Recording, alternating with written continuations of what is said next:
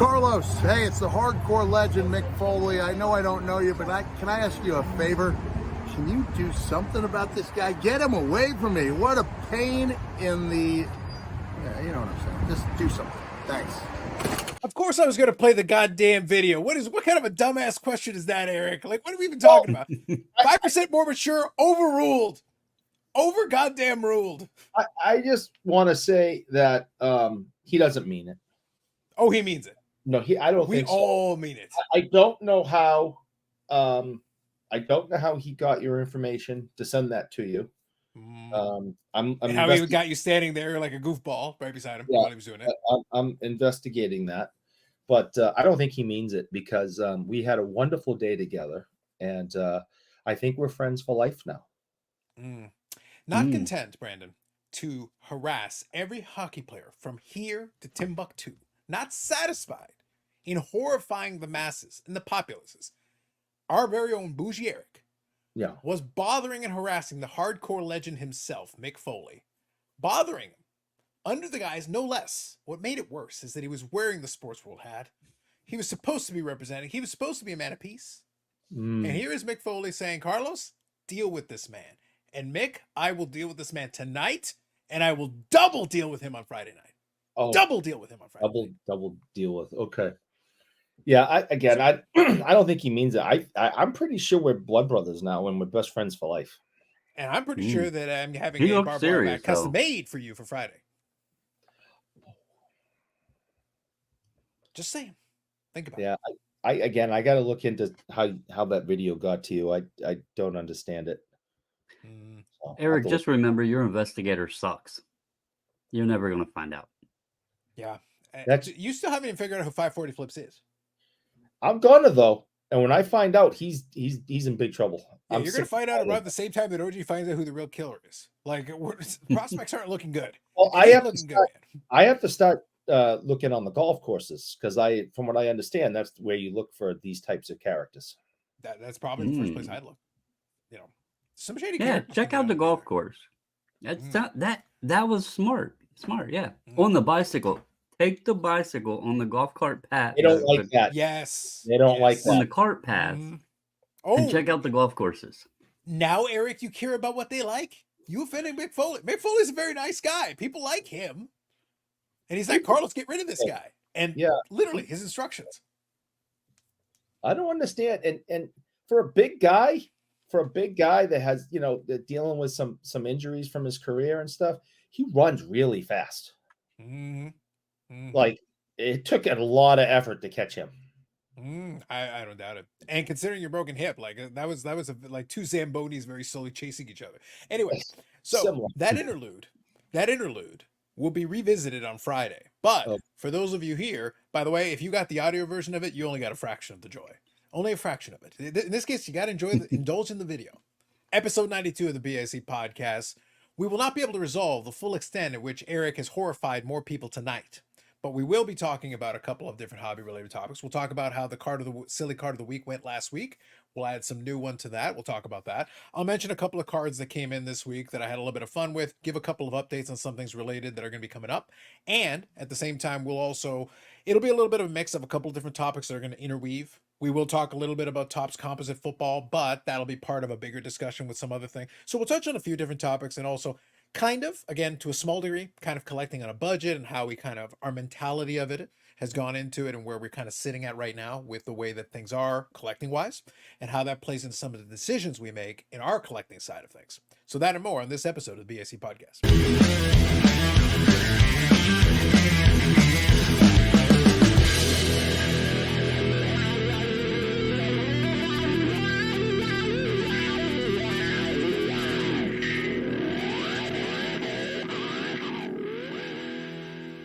That might be the longest interlude we've ever had. There you go. Eric got himself at least an autograph. Well played. Did you at least have it inscribed, to my stalker? No, he said, please leave me alone. No, he wanted to sign it and get the hell away from me. He didn't want to spend any extra time. That signature and inscription will be on the papers that are served later. Yeah. That says have a nice day, Cactus Jack. So let me touch on, like I said, we'll touch on a couple of things, but let me start off with last week's poll. So again, a record turnout. Thank you all who voted on it. We do appreciate it. The engagement is appreciated on it. And we will again make a community post, which will cover this week's cards. So last week, a reminder, we had the Olaf Kolze hot dog card because Eric really likes Costco, and Costco hot dogs are a way of life. So we have that. They are. Listen, and they've resisted inflation. We'll come back around to that in a little bit. Second one was leather helmet Flacco. That was Brandon's contribution. Last one was Travis Kelce trying to eat a football. So that's what we got. So all of them did get some votes. So we do appreciate that. Travis Kelce held up the rear there, 20% though, but 20%, still got some votes on it. And leather helmet Flacco just above that at just shy of 30%, 29%. But the winner this week with 51% of the popular vote was the Olaf Kolzig hot dog card. Thank Eric, you, again, everybody. underappreciating the appreciation of the hot dog. But Eric, since you did win this week, now you must answer the question that's plagued man for all time. Okay.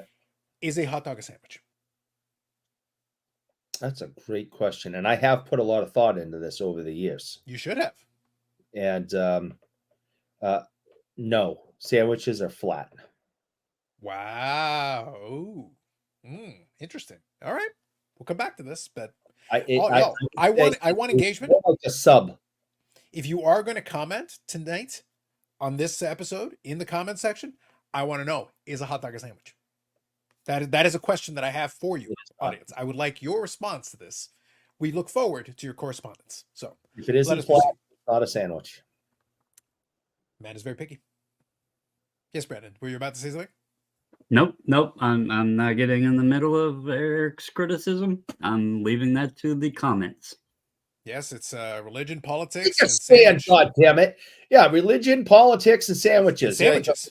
The three serious. This is a third rail topic. We got to be real careful. Things you don't talk about, right? I mean, choose carefully. Choose carefully. The plate, will you? God damn it! All right. So I have a YouTube recommendation I'm going to make in a moment, but before I get to that, because we had a nice big interlude at the beginning. So before I get to that, though, do you guys want to do this week's silly card right now, and then we'll kind of shift over to the other stuff? Do you want to do that? Yes, because I got to take the crown back. It's been 2 weeks. I won 2 weeks in a row. Now I've lost. Well, yeah, I've lost 2 weeks in a row. I got to get my crown back, and I got a good one this week. So Brandon, I want you to cue up what you got. Get ready, cue it up. I think Eric passed along the image of his, so I will make sure I check that out. I can hold it up either way. Yeah, so either way, we'll have that taken care of. So I will go first, since it actually will play off of what we just talked about. Again, we just talked about the importance. Religion, politics, and sandwiches. These are three topics that we take very seriously around these parts. But I want to say this week, I wanted to talk about something that's a play on a set that I enjoy. I enjoy the Topps Allen and Ginter, because there are subsets of various types of silliness that I appreciate on many levels. And for tonight's card that I'm going to select, I am going to go to Allen and Ginter, because I've decided, Eric, in the spirit of what we just talked about, we're going to carefully tread into the sandwich land. But Eric, it is indeed peanut butter jelly time. Peanut butter jelly time. There you go. Peanut butter jelly time. It is the Allen and Ginter Get That Bread insert set from 2022, Allen and Ginter, and it is the peanut butter and jelly sandwich card. Can I ask a very important question? Does it go for the sandwich? Go on. Well, first of all, it looks like it's on wheat bread. Interesting choice. Yeah, I would never do that. But do you prefer the peanut butter on the top when you bite, or the jelly? Because they have the jelly, which is an interesting take. Now, Brandon, is this one of those situations where we're about to blow everybody's mind? Because Eric has confusion about these type of things. We could turn it upside down. Right, but they took the picture with the jelly on top on both halves, right? So that's what I was asking. Yes. Like, which way do you prefer when you bite in? The jelly on top or the peanut butter on top? I don't care. I just want after we put such care into the sandwich discussion, now all of a sudden it's like, oh well, it doesn't matter. I'm Eric. I'm over here. I'm an anarchist. I'm a sandwich anarchist over here. It's like whatever, man. Once it goes in my mouth and starts chewing, it doesn't matter what order things are in. I'm deeply disturbed by this turn of events, Brandon. There are sandwich experts, and I heard you. I want to rewind back a little bit to the hot dog sandwich thing. You said it's more like a sub, right? I heard you correctly? Yeah, it's more like yeah. You know that the employees at the number one and only Subway are called sandwich experts, right? Or sandwich artists. Sandwich artists. Sandwich Yes. artists. So subs are considered sandwiches, and you just said that the hot dog is like a sub, which in turn means it would be like a sandwich. It would stand to reason. I refuse to dictate my life around what Subway employees are referred to. But they're owned by a similar thing as the hobby, right? Doctors who I don't believe allegedly are doctors. Who invented $5 footlongs. Yeah, okay. Listen, look, this may be a hot take, gentlemen. Off the rails. Gentlemen, this may be a hot take, but I'm far more willing to give far more credence to sandwich doctors than I am to the ones that this hobby's involved with. As far as I'm concerned, they're way more legit. Because I lived in my college days on the $5 footlong. So, sir, I will not besmirch the good name of the doctors responsible for the $5 footlong. Subway. I'm just proud that I was able to angle a similarity of Subway to the hobby. I've done my deed. We're very proud of you, Brandon. We're very proud of you. This may be a high watermark for this podcast. You got a George Costanza right now. And good night, everybody. I'm out of here. It's done. It's done. Did my deed. There you go. Perfect. All right. So what I've got yours, Eric, and I've got yours, Brandon. So who wants to go next? I will. He can say I think he's kind of setting himself up to go last for the big reveal. So I'll go next. All right. So let me grab then yours, Eric. So what I'll do is I'll share that right now. So here you are. If you want to explain it, I'll come right back. Go ahead. So this is the 1970 Phil Esposito Boston Bruins card. And what you may notice in this card, if you really pay attention to it, there are two different things. One, Phil is wearing some pants. He's not in his hockey pants. From what I understand, he didn't really want to do the photo shoot. He was being a little difficult. And what other guys were kind of coming off the ice and standing where they had to stand for the shoot, he was like, nah, forget it. I'm going to go shower and get out of here. And on the way out, they kind of forced him to do it. So he had already gone to the locker room and everything. And he comes out and he's wearing his pants. And if you look also closely, his gloves have the number 17 on it, which are Fred Stanfield's, because all his gear was in the, in the locker room. I do believe that's his game jersey though, because it has the A on it, and I can kind of make out 7s on the arm. So, but Phil Esposito is kind of an ornery fella at times. He has been his whole career. He's got a little bit of an edge to him. He wants to do things his way. Does not like being told what to do under any circumstances. And this is an example of a little bit of a protest of having to stand there and take pictures for hockey cards that he didn't care about. Now one thing that I'm just real quick. Now, of course, he makes thousands upon thousands of dollars going to shows, autographing these things. So I maybe they're a little more important than he first thought. Now, my thought when I look at this, because this is where my mind goes, I always wonder, because we've talked about this before, and if you notice the top there with the Brett Favre, the staring eyes of Brett Favre, I always like to pay attention. In this case, just given your backstory, what's going on there? What's he thinking? Who's he looking at? Look at that face. Yeah. He's that thinking, face says, I don't want to be here. I don't want to pose for this. I don't care about this. I want to go home. Yeah. It's not even a grimace. It's something. Brandon, I'm not sure what to describe it as. It's not a grimace. I just don't know. I don't know how we would describe this one, but it is certainly a thing. I think he was thinking about hot dogs. Yeah. I think he was thinking about hot dogs. I think he was getting ready to hit Costco and get himself a hot dog. I think that's what he was doing. 1970. That's how far ahead of his time he was. Yeah. And you know what else? And you know what else I saw there? He was looking off side. He was looking over to the side there, and he goes, "Eric, hot dog's a fucking sandwich." No, That's what well, he's like. like I said, Esposito dances to the beat of his own drummer, always has, and it wouldn't surprise me that he thinks such ridiculous thoughts. Wow. Brendan, you're ready to go. This is it. Your card I'm is ready to now go. queued up. Tell us more. So, what we have here is the Superior 1980 Score Baseball. Card number 595 of relief pitcher of the Detroit Tigers, Paul Gibson. Mm-hmm. But we aren't going to focus on Mr. Paul here and his nice wind-up. We're going to focus on the guy in the background that has a little adjustment that he needed to make.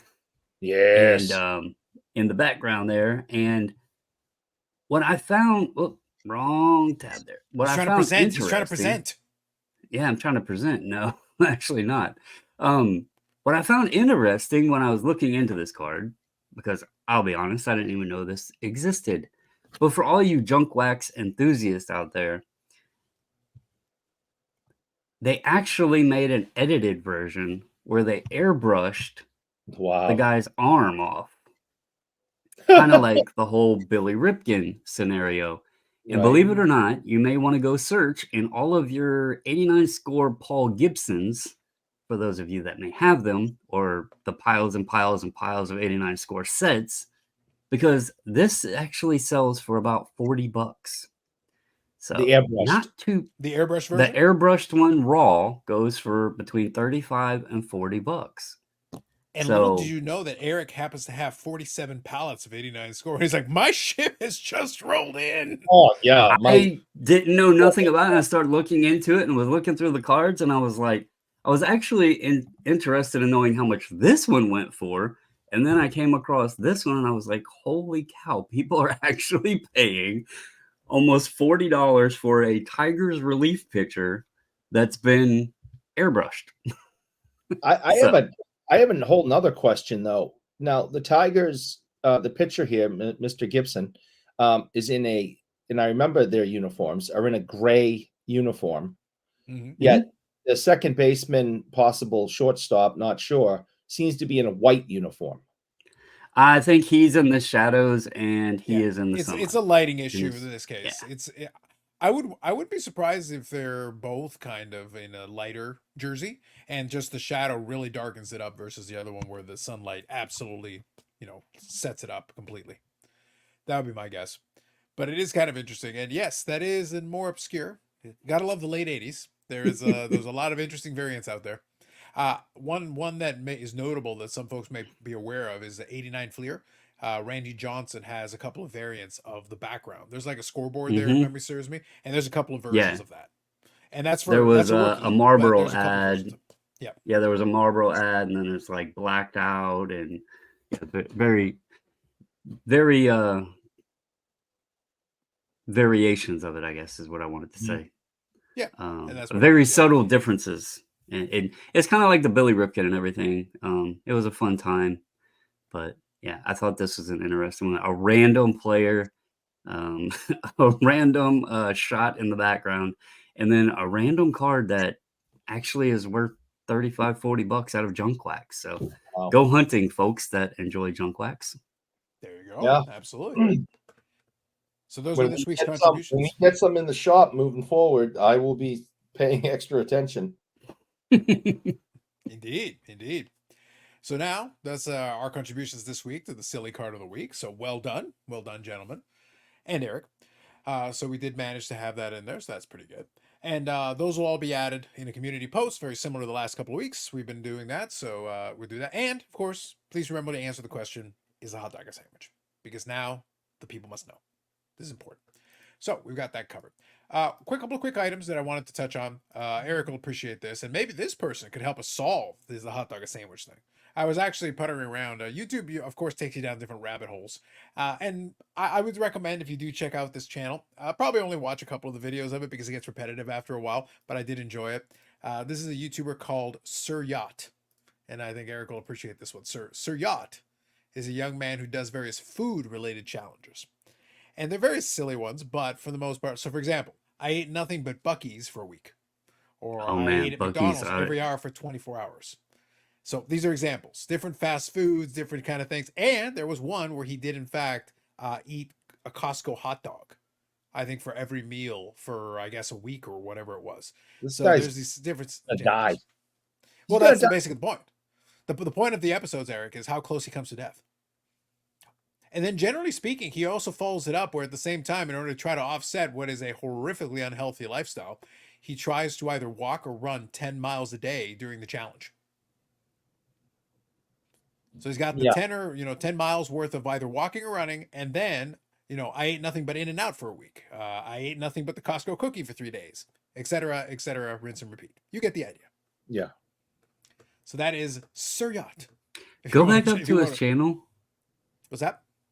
Does that say how many videos does it say he has?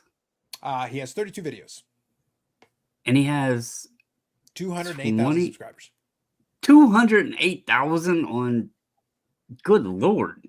Yeah, people want to watch him die. People love watching a car crash. Brandon, look at the banner. It says subscribe so I can do more stupid stuff.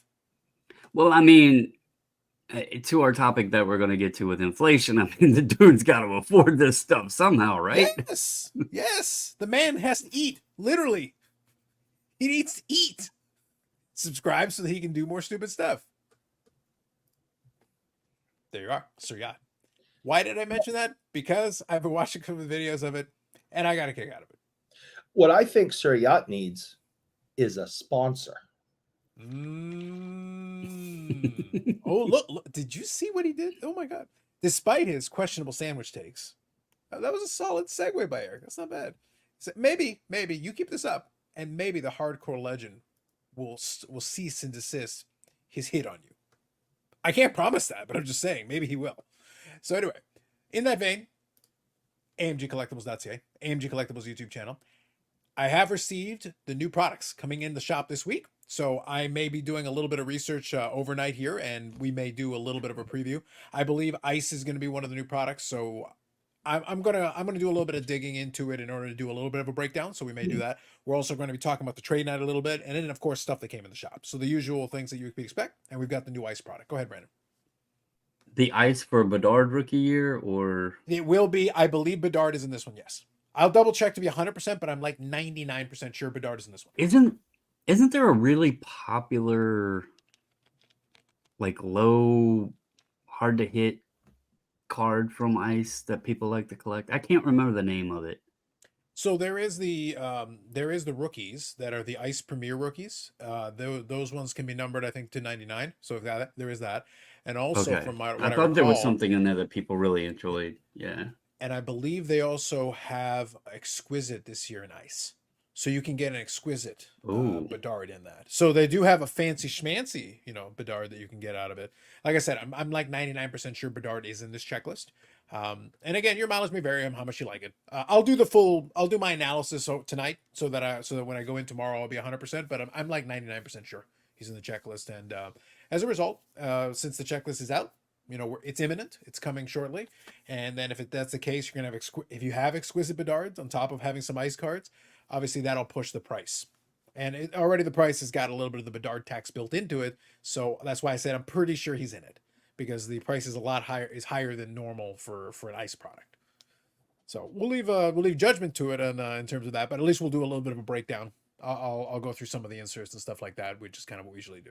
So you can check it out, amgcollectibles.ca for all the different contact points. We put the links in the description. We want to thank AMG for supporting the podcast and the channel. All right. So I think now we can touch on a few of the other things we were chatting about. So, Brandon, I'll tell you what, I'll let you pick. We kind of had two different things that we touched on. One of them is a topic that we got a little bit off of Big Scott that was talked about a little bit. So that's one angle we can take on it. And then the other one also touches into composite a little bit. Which one do you prefer? Or which direction do you want to start with?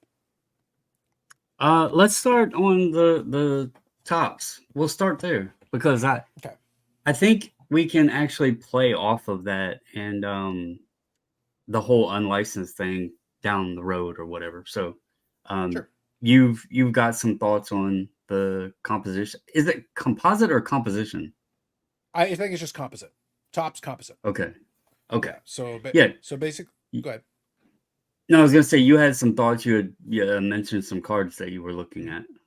Yeah. So basically, my breakdown, we talked about this on the last Friday, really came down to this.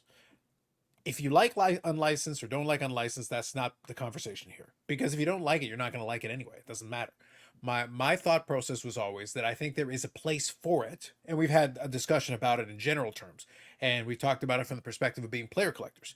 As a player collector, I am going to value unlicensed less, but that doesn't mean it has no value. It doesn't mean that I am not interested. It just means that, if I have a licensed cool looking card and an unlicensed cool looking card, all things being equal, if the prices are anywhere close, I'm going to favor the licensed one. Now, if I can have the unlicensed at a tremendous value and it's a cool looking card, I may still be interested.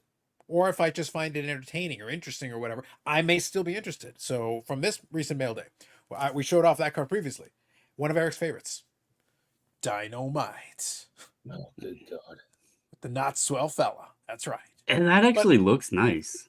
It looks nice. Like in hand, this looks pretty snazzy. I like it. It does not. No, it does not. You were both fabulous. wrong. It's just fabulous. What is it like to know that you were both so completely wrong? I always heard that majority wins, and we both said it looked nice. So I would then assume that you're wrong. The popular vote says you set up another poll. Does a I can't even tell what the hell dinosaur it is, but does a I'm not dinosaur talking about the dinosaur. I'm talking about how the color in the background refracts and the way that they designed the card in general. I can't see that past the freaking dinosaur.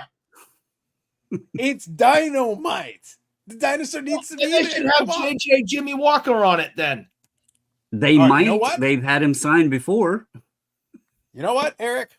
I am going to the comments from the last episode on this. I'm going to the comments I had forgotten. I wanted to do this earlier in the episode, Brandon. Now I'm going to do it because one of them refers to the Dynamite. And this is actually related to the mail day video because I made the mail day video and I dropped it. So I dropped it on Monday. So you guys are going to be watching this. This episode is going to air on Tuesday, but on Monday I put in the mail day video, which includes the Dynamite. So we got that on there. And Josh, Eric's personal favorite commenter, says, congrats. So glad you added a Dynamite card to your collection. Thank you, Josh. Absolutely. I appreciate that. See? Shut up, Josh. That's a lovely comment. Lovely comment. No. But we do have a couple of comments actually from last week. Absolutely wonderful comment. So we do have some comments from last week. My apologies. I meant to do this earlier, but I forgot. So let me do it right now. So one of them was Dave, who comments frequently, from last episode. It's like, it's not caveat emptor. It's don't deal with scumbags and schmucks. No, caveat emptor. Dave is very passionate, but it's still caveat emptor. The responsible party, you gotta take some responsibility to. Am I surprised? Not one bit. Neither am I. We agree, Dave. I don't really understand the buyer's comments. It seems to be it was a straight return. If he discovered the damage after you walk away from the table, he's still the buyer still wanted to sell the card. That's really what it came down to. And I'll be honest, he probably found a way to squeeze enough money to get out of it. He wanted the other stuff to kind of sweeten the pot. Dave, he probably got his money back indirectly. That's a good example of why value working with dealers you can trust. I agree, but you got to remember dealers you can trust is a nebulous concept. Sometimes you trust the dealer until you don't trust the dealer. That happens all the time. But I know Dave's very much into it. The entire sports car market is exactly the opposite of coins and stamps. I agree with that. There are people who work with dealers they know often for decades. So that is true. And maybe that's a topic we can talk about at a different time, because in coins and stamps, the model is actually that the dealer is kind of your advocate. They actually help you build your collection. But because of the nature of sports cards, it doesn't work the same way. Like if you're trying to build the finest set, I'm just going to give you guys an example. If you're trying to build like the world's finest set of Morgan dollars, having a dealer with a network of other dealers who can help you track down and find some of these pieces can be extremely helpful. But in sports cards, it's nebulous. Like, what are you trying to build? Are you trying to build the finest 52 top set in the world? Well, maybe then maybe this model could work. Like in that circumstance, perhaps that could work. But in most cases, it's beauty is in the eye of the beholder. And it's like, what do you want? It's like, Brandon and I can have wonderful appreciation of a Dynamite card and Eric can just be wrong. But beauty is in the eye of the beholder. And Eric's general wrongness, triumphs and trumps all. But at the same time, like Dynamite. But the point is that's why I say like it doesn't necessarily work in sports cards the same way it can work in stamps and coins. In stamps and coins, though, it can totally make sense because you're doing a lot more of your business through these big auction houses and these big auction buys. And then the dealer can also be your advocate, so you can kind of lurk in the shadows and people don't know that it's you putting together that big collection. So it's actually a way of creating anonymity and allowing you to build your collection and curate it while still having a buffer between you and the rest of the marketplace, so they don't know it's you. But then eventually the collection comes onto the marketplace and it's like, oh, this person built this amazing collection. Happens all the time. But in sports cards, it doesn't necessarily work. People like to flex. They like to show off their own stuff. And yep, it's me. I'm the one who bought it. So it tends to happen a lot more. But I agree. I appreciate Dave's candor as always, and thank him for the comment as usual. Bobbles will also comment here. I have the most fun building binders of retired or declining players. The super collectors may have the rarest or most impressive cards of these players, but I've spent a small fraction of what they did. It's totally fair. Got a couple of thumbs up for that comment. I think that's perfectly reasonable. It's fine. T206 Kid here also commented. He said, for me, there's no justification for spending $200 or even $100 on a box of cards, which kind of was playing in one of the points we made. Most people, 100, 200 bucks, even 100 bucks for a box of cards, they may not be interested enough to buy that. That's why I say the box prices are a thing. That's an electric bill for a month, food for 2 weeks. Fair. Totally fair. And it'll play into our budget conversation, which we'll do at the tail end here. But it's fair. It's a reasonable point. And Paul was adding, I'm not sure I like this Man of Peace take at an hour, 25 minutes, and 18 seconds. I appreciate the timestamp too. I want jugglers. I want blood on the buyer. As for the dealer, this card is now, for better or worse, famous. It's not like it's not like this was in a one touch, but an authentic holder. Not a 6 or 7 that can be expected due to the nature of these cards. Thus, if you can't see the damage at first glance, there's something there, and at first, second, or third glance out the sleeve. But since they didn't, now we have content for tossing people into a volcano. Correct. Praise the content gods. I suspect Brandon is showing the bougie side with $7,500 used card money. I do like the detective work though. Ooh, you've invoked the bouginess. I don't know where that was bouginess, and it wasn't used card. It was used car. Used cars are expensive today. They are. Like they're not like they used to be. Even used Honda Civics are pretty pricey. So it wasn't being bougie. It was being realistic. No, so we got 2 more comments here. Used cars, because I'm from Boston. I have to really focus on saying that. Used cars. This will come up again, by the way, with the accent. Go on. All went up during the pandemic, and they haven't come back down. 2 more comments here. Dr. Copernicus says, thanks for the bill, Phil Roberto Cod. Eric, I'm on the eBay hunt as we speak. Now kick his ass, Seabass. There you go. Appreciate it. And then last one was Lindsay Whitehead said, Tom Brady's final season in the NFL, he set the single season record for completions and attempts and threw for 4,700 yards. So 2 things. Number 1, that was Eric's whole thing. You can message him directly if you want to argue at this point. The point was decline.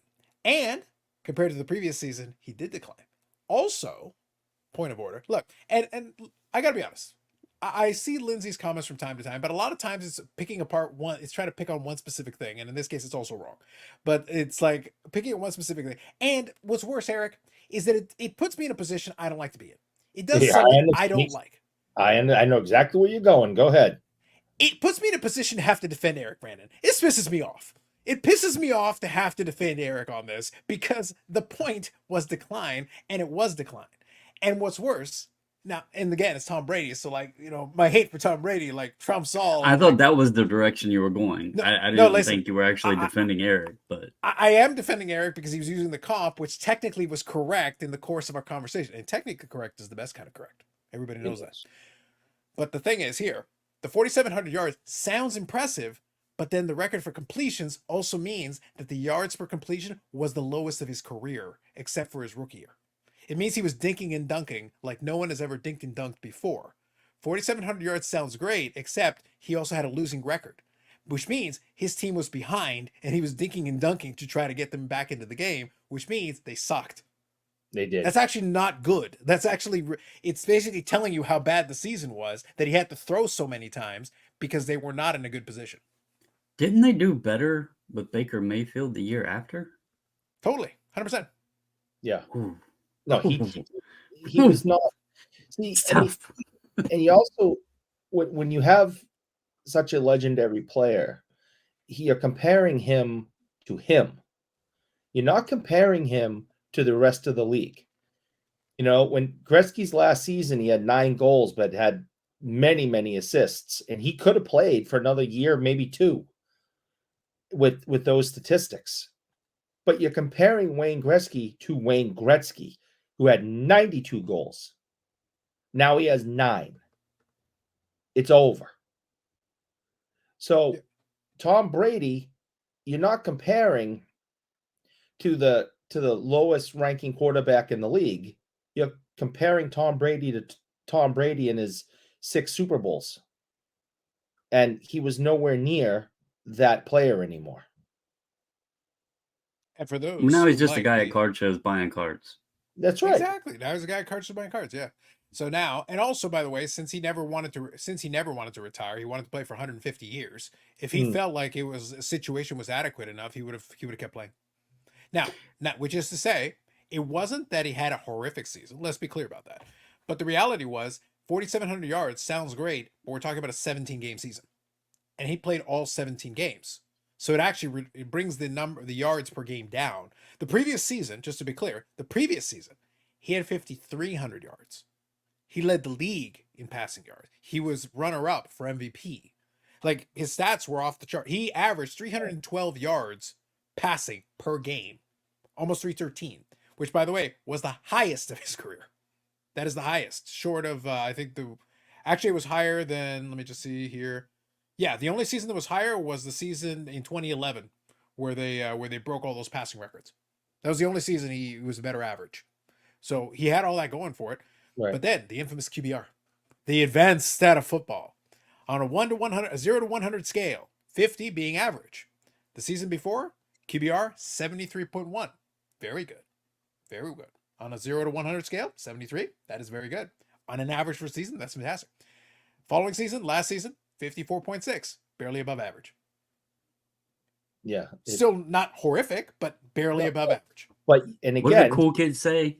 That was mid. He was mid. That was mid. Very mid. Just mid. Just mid. Yeah, goat level mid. And if you're, a not future Hall of Famer quarterback, you're like, hey, that was really good. You had a great season, buddy. But you're talking about, what many people consider the GOAT at mid. It's done. It's over. Time to go.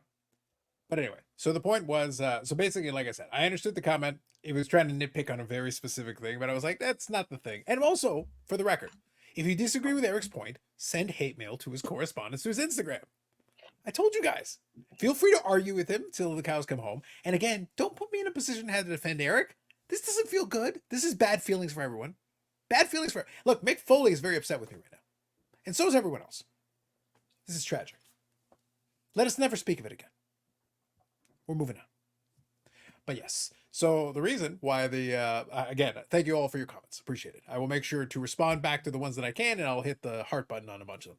So again, appreciation. Thank you all for the comments. But the reason we mentioned that was with the unlicensed. So I promised we were going to get back to it. I wanted to make sure I read through the rest of them. The thing is, it's in the eye of the beholder. I think for collectors, player collectors, team collectors, whatever, I think there's still some value there. I was showcased one example. I said I had a Leaf card here that came as part of a lot. And this is Marcel Dion autograph. Yes. Now, I actually think, this is like a design of a movie poster. I actually think this is a pretty snazzy looking card. But again, this was literally a toss-in a 2-card deal that was very inexpensive. I got this one and a Medano also similarly from Leaf, and the combined was like $25 shipped. That's not bad. I got 2 Hall of Famer autographs, low numbered, whatever, for $25 shipped. That seems reasonable. It's not bad. So it's like you're paying a reasonable price. If that's the price I'm paying for it, then great. That's fine. If it was really, if it was like $50 a piece, I'd laugh at you and walk away. There's a very big difference between those two things. So you have to kind of include that in the calculation. Topps Composite, where that came into play is, if you're comparing it to a licensed product and you're saying because it's unlicensed, you don't have enough of the current players, which is true. The checklist basically has 4 rookies and basically all legends.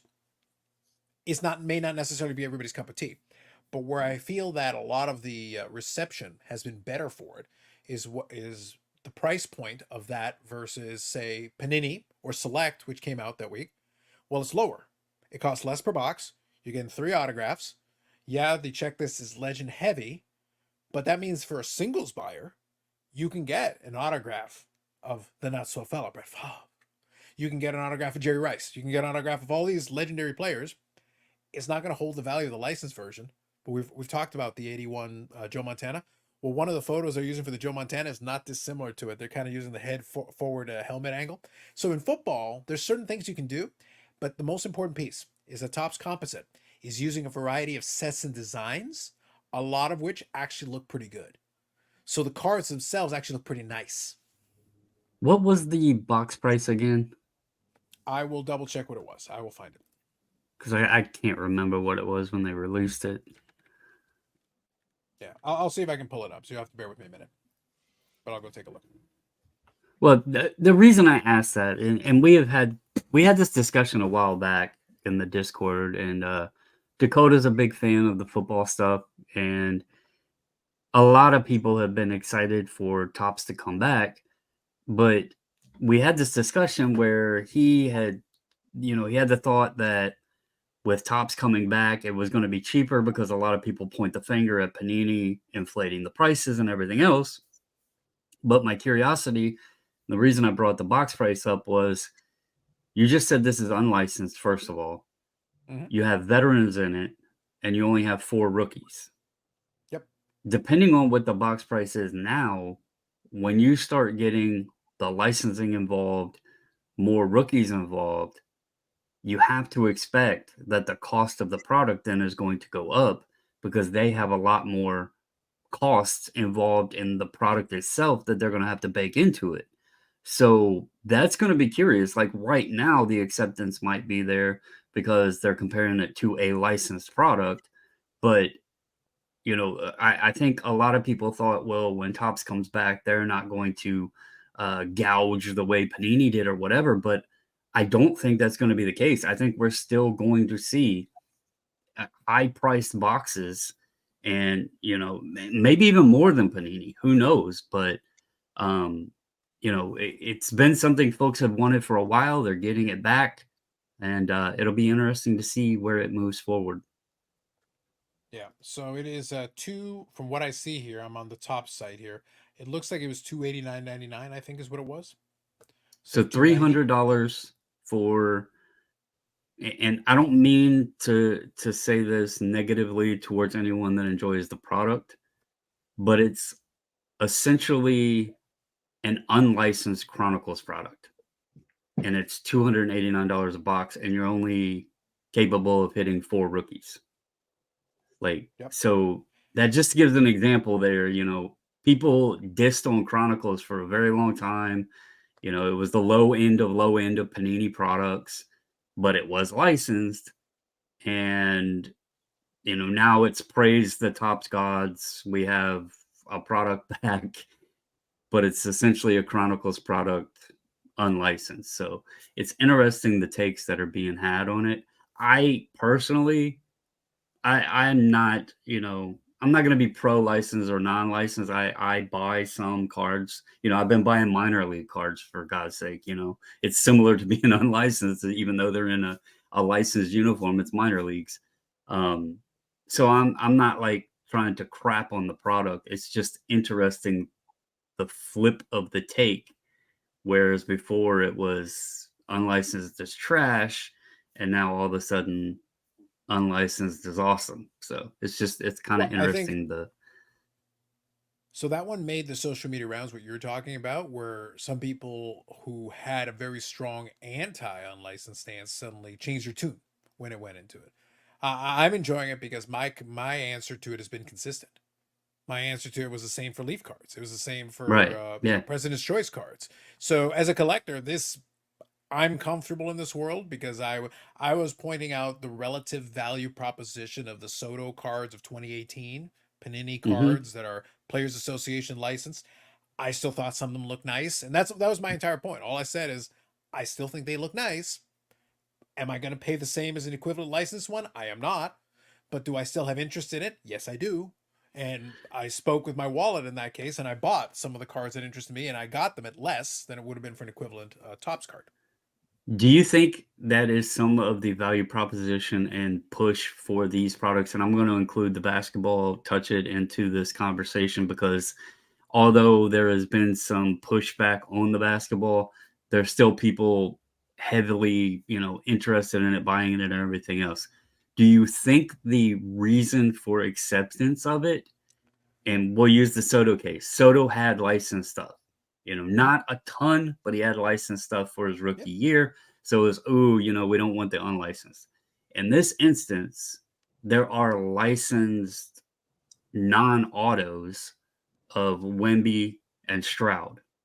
But the only way to get for the listeners, air quotes, rookie autograph of those two players specifically would be in the unlicensed format.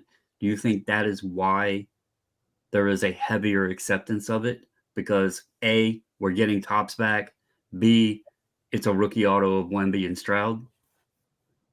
So I think part of it, a big part of it, is we want to please the Fanatics overlords, so we will not speak ill of the Fanatics overlords. This is your channel. I'll be nice about the Fanatics overlords, but I'm not playing into that game. No, but I'm saying, but your question was, do I think that's part of the acceptance? My answer is, I think that is what I just said. I believe is a very heavy part of the quote unquote acceptance of it. Oh, you mean the influencer era? Yes. Yeah. Okay. Yeah. I thought you meant the overall populace, but yeah. I got you now. Yeah. I actually think the overall populace, I think the silent majority, if I want to put that in brackets, I think they think it's crap. I think they think the set looks ugly, and I think they think it's garbage.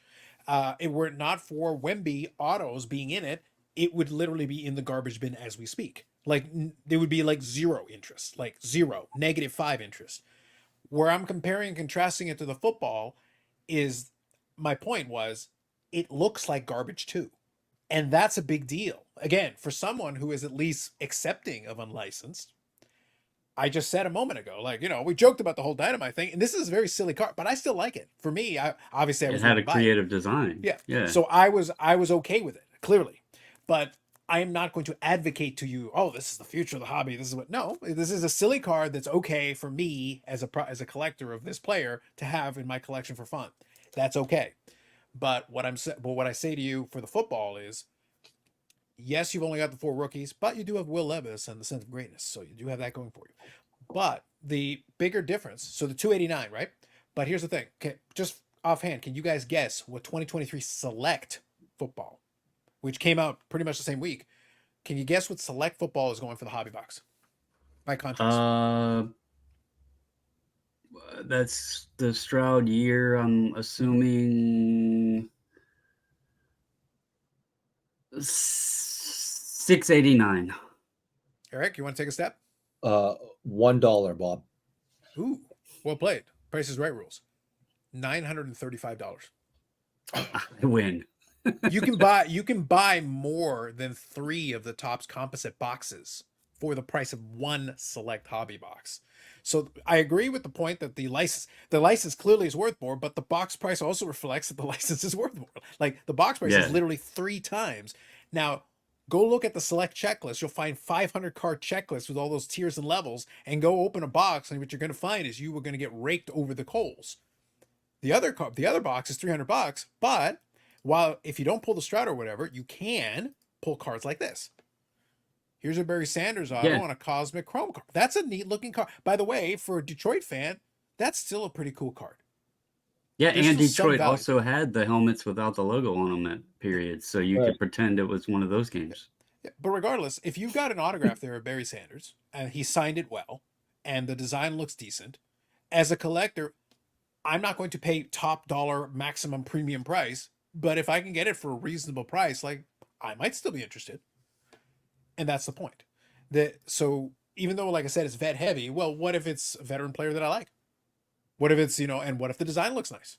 Right. I may still have some interest. So there is still some value there for the collector. I think it all comes down to, and you said this earlier, really quickly, which was, it's all about, the eye of the beholder. Yes. the majority of us realize that basketball product just looks like trash. Yeah. And they put, zero effort into it, and it's garbage. And it's a simple money grab to get the Wemby, and that's all it is. And anyone who thinks differently is a silly goose in my book. All right, I hate to use that type of language, here on a family program, but they're just a silly goose. The football, they did a better job. They have more Hall of Famers. They got autos. The set designs are more colorful, and the players, the action shots of the players and everything. Just real quick, I've said this already before. I used to be very anti non-licensed. Got an education through you guys some time ago. Totally flip-flopped on that. I'm all about anything that looks good to me. I like. That's it. And I think that should be what everyone's opinion is. If it looks good, you enjoy it, and it's worth the price to you, then that's what you should get. And whether it be Leaf or President's Choice or 1991 Ultimate, which got, has an auto that I wanted. I mean, look at these cards. They're not, I can't imagine that Ultimate was, quote, licensed somehow, but. Well, they got the NHL logo on it, so they've at least got some representation. They got something. I mean, but, cheap cards, good action shots, whatever. And that one's autographed, so I absolutely love it. So it's whatever you like. Some people would be like, no, I would never want that because it's not, from this guy's playing days, or it's not Upper Deck, or it's like, no, I don't care. I think the card looks great. I love the fact that it's autographed. I'm all in. So it's whatever you like. I've changed my ways with age and education and experience, and it's whatever it's all about the eye of the beholder and whatever you like. But anyone who defends this basketball product, I just wouldn't take their conversation seriously. Yeah. I think it's the worst of all worlds, because it had a lot of the hang-ups that Composite could have had, but it got away from even the basics, because the examples I gave a moment ago were all hinged on one idea. I understand it's unlicensed, but that's not an excuse for bad design. Right. That's not an excuse for poor photo selection. History says that there is I gave an example before we started recording of Larry Bird. If you're a big Larry Bird fan, you're not going to be paying top dollar for it. And key here, eye of the beholder, yes, but you're also not paying top dollar for it. You're also not paying an equivalent to the licensed version. If there's two versions side by side, numbered to the same, whatever, you're going to, quote unquote, pay more for the licensed one because it's got all the components already in place. But if you can get the other one at a relative bargain or a more reasonable price, market values should be reflecting of the sentiment of the market. In this case, the sentiment is not good on the basketball. It's just not there. If you get the Wemby, then you'll be happy, and everybody else will be substantially less happy. Here's an interesting question, and I want the viewers to comment below on this too, with their take, because I was listening to you guys, but I had Terapeak pulled up, and I know this is initial sticker price, but obviously, prices adjust. But can anyone explain where the basketball market is thinking when it's an unlicensed Wemby, Topps Chrome, air quotes, rookie autograph? How is his first Bowman, which, albeit like collegiate, or I guess in his case, it was an overseas team, but it's licensed by them, is selling less than the Chrome, which is unlicensed? Keep in mind, in baseball, first Bowmans, the players are like 16 or in high school photo that's airbrushed or whatever. It's not, they're not actually in a professional MLB uniform, and their first Bowmans go for insanely higher than the Topps Chrome rookie autos. what in the hell is going on over in the basketball market? Like, what are people thinking there? Is it because Topps Chrome is back? Like, I'm very confused at that. Sure. I think what it comes down to is that I won't speak for the basketball market as a whole, but from what I've observed, it's still very top heavy. There's still the folks at the absolute top that are basically propping up that section of it. It's the novelty of Chrome being back, but like I said, what's going to hurt it is that the majority of the cards I think in that one are not going to be able to sustain any value because of the sentiment around it. I think certain specific cards, that's what I said, like right now it's just if there's Wemby in it, they're more willing to kind of bend over backwards to make it work. And it's the current thing, it's the current set, it's the current card. And this is something we talked about and we touched on, is that because of the price point of some of these boxes and what they needed to do in order to put it in that position, it basically forces them to try to hold the line on that price. Even though the market, if it was just left to its own devices and you were saying like, okay, what do you value this at really? If we just left it on its own, how would you value this? The answer is a lot lower than what we're getting currently and what people are asking for currently. But the people that open the boxes and paid good money for them need to get the extract the value. Like they're like, we got to try it. It's not worth that. If I gave you the same scenario, the same player, same autograph, same whatever, otherwise it's like, yeah, the price wouldn't hold there. But while I paid this much for the box, I got to get my value out of it. Yeah, it's definitely interesting. I think this actually is something that we're going to look back on now. Obviously, at our position and age, and yeah, go ahead, make the old jokes in the comments. It's okay. When we look back on it in several years, or in the younger generation, when they look back on it, like when we were collecting when we were younger, and now we look back on things. This is a very intriguing period with the licensing changes and the way it's being approached. You have the two sports that are gaining or regaining the licensing to Topps, but you have the two biggest names for both sports in terms of the rookies who are exclusive autographs to Topps, even though Topps doesn't have the licensing rights. And I think down the road, we're going to look back on this and it's it's going to be very interesting. This is going to kind of, I don't know if I would necessarily say reshape the future of the hobby, but it's going to be a period where people are going to look back on, and there's already so many parallels and sets and cards and like autographs of these guys out there, umpteens of them out there. We've had the discussion, you can't collect everything. This is going to be a position where in 10 years, a new collector coming in is going to say, look at Stroud or Wemby and be like, well, what the hell am I supposed to collect?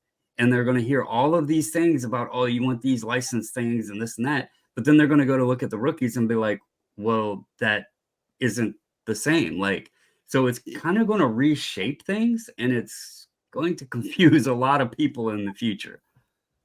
Sure. Now, can I use this as a way of getting us into the other topic we were discussing as well? Because I can kind of angle it from where you just came off.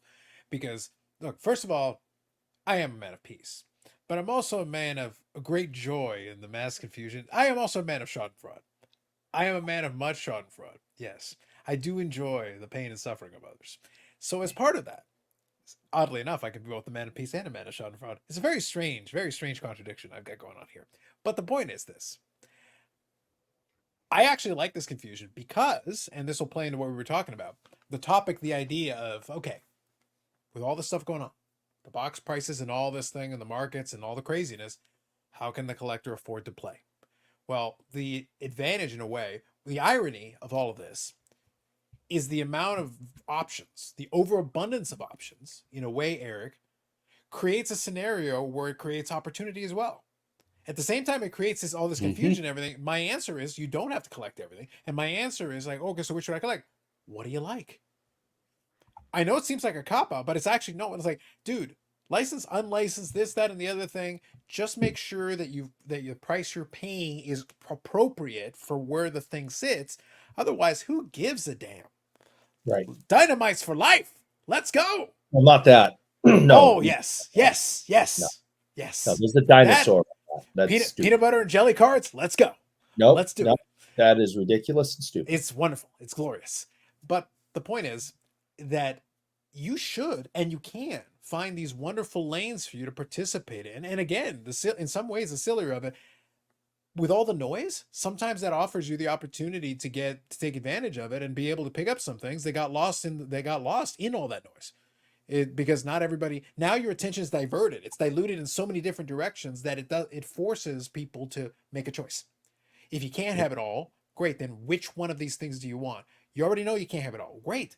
Then come up with a criteria. This is your criteria. What do you want this collection to be? And once you've got that figured out, then you filter everything through it. And guess what? 90% of it washes out.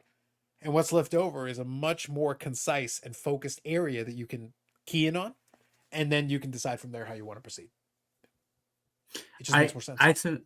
I think we're in a very interesting time because we have collectors that struggle between vintage and ultra modern, and we have some collectors that are solely vintage. We have some that are solely modern / ultra modern. But it's a very interesting period because we've talked about this on the players collecting side of things. If you only collected vintage, and we're going to sit with just your populous sets, not going into the food issues and diving down all the little different wormholes. You take a player's career, and what do they have at max? Usually 15, 20 cards, based off of vintage sets, and they might have like an inaction or an all-star card or something like that thrown in there. So probably on average, I would say most players would have around 15 to 20 cards.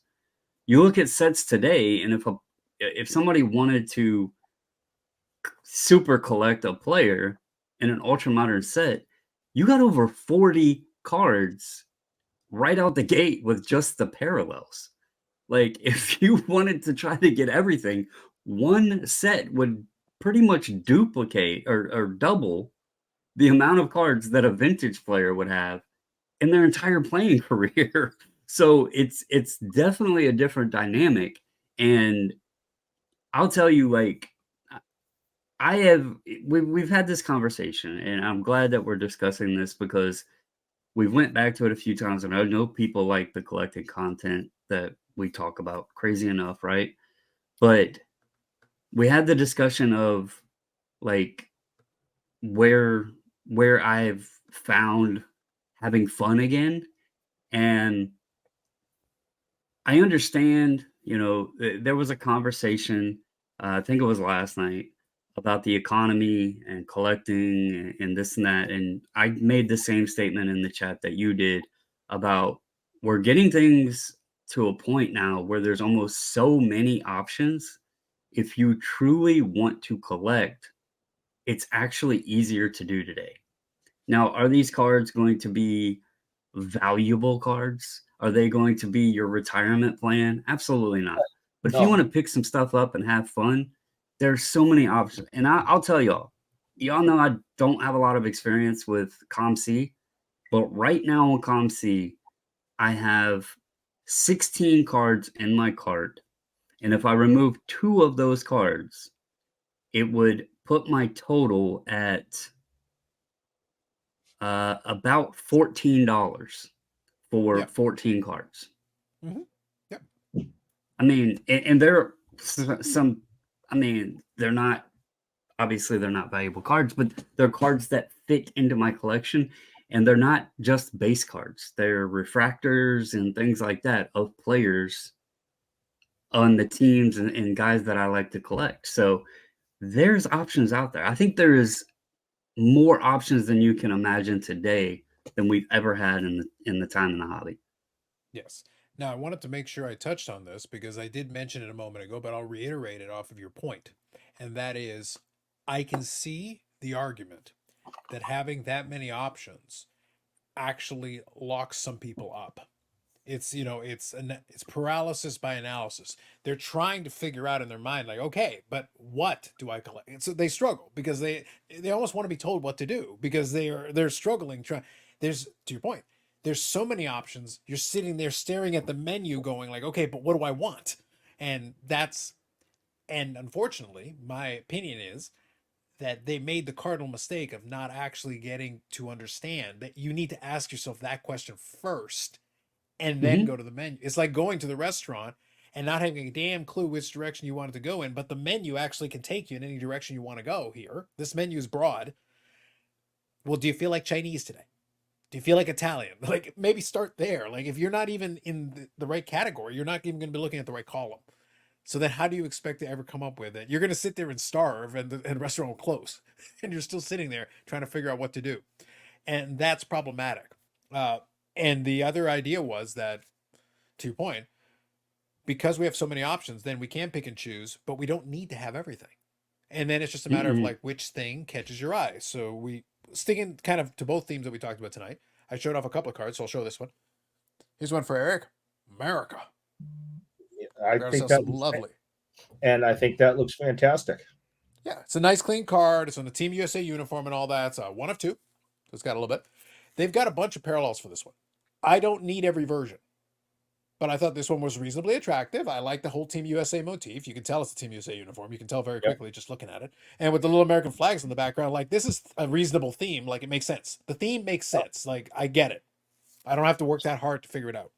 I give Leaf props on that one. I think the metal version of it, the chrome, whatever you want to call that, it looks fantastic. I think the flags in the back, it look great. I think everything about it looks fantastic, and it doesn't matter that it's not licensed. It looks that they did a good job on that one. I can give you many examples that I have of Leaf in my player collection where I don't think they put any effort into at all. Well, I think the important thing, though, is in the example you would give, I think that they picked the perfect photo. Perfect. Over and over and over and over and over again. Into forever.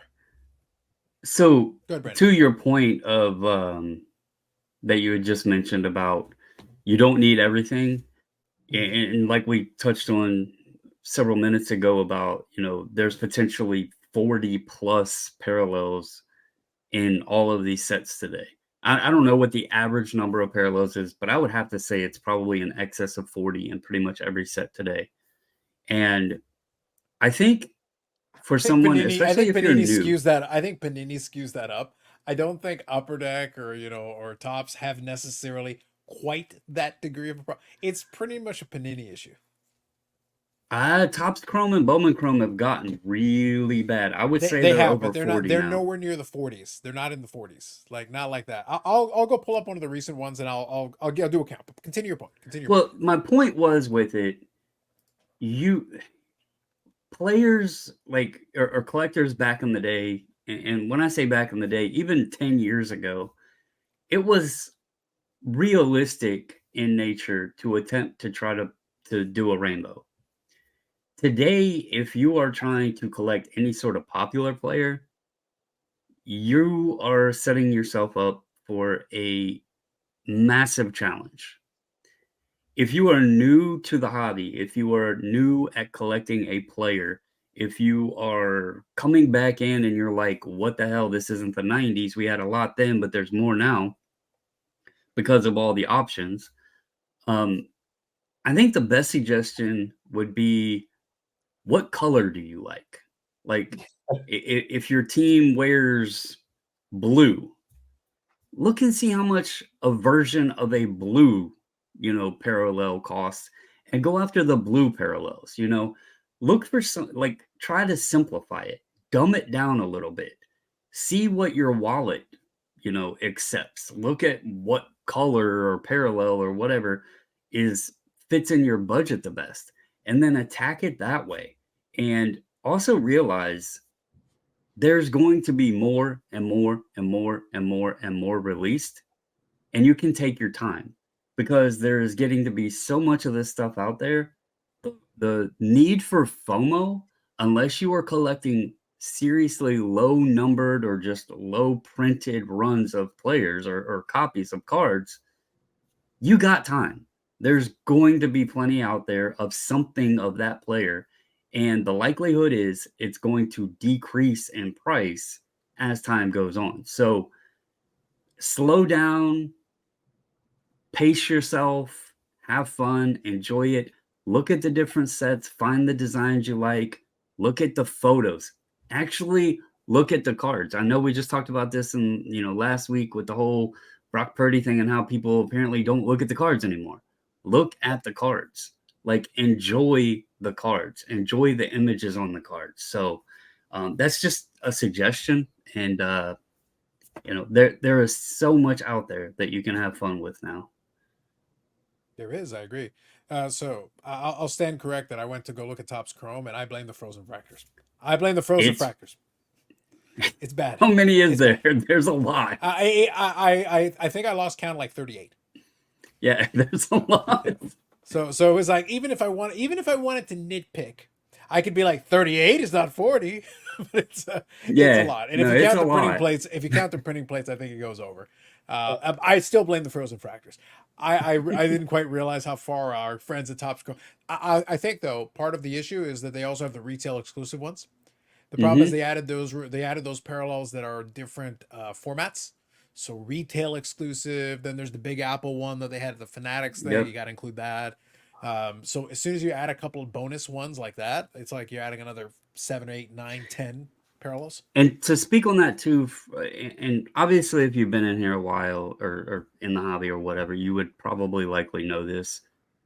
If you are new though, don't be fooled by the serial number. Many cards out there that are lower printed or tough hits, so to speak, in many cases don't have serial numbers on them.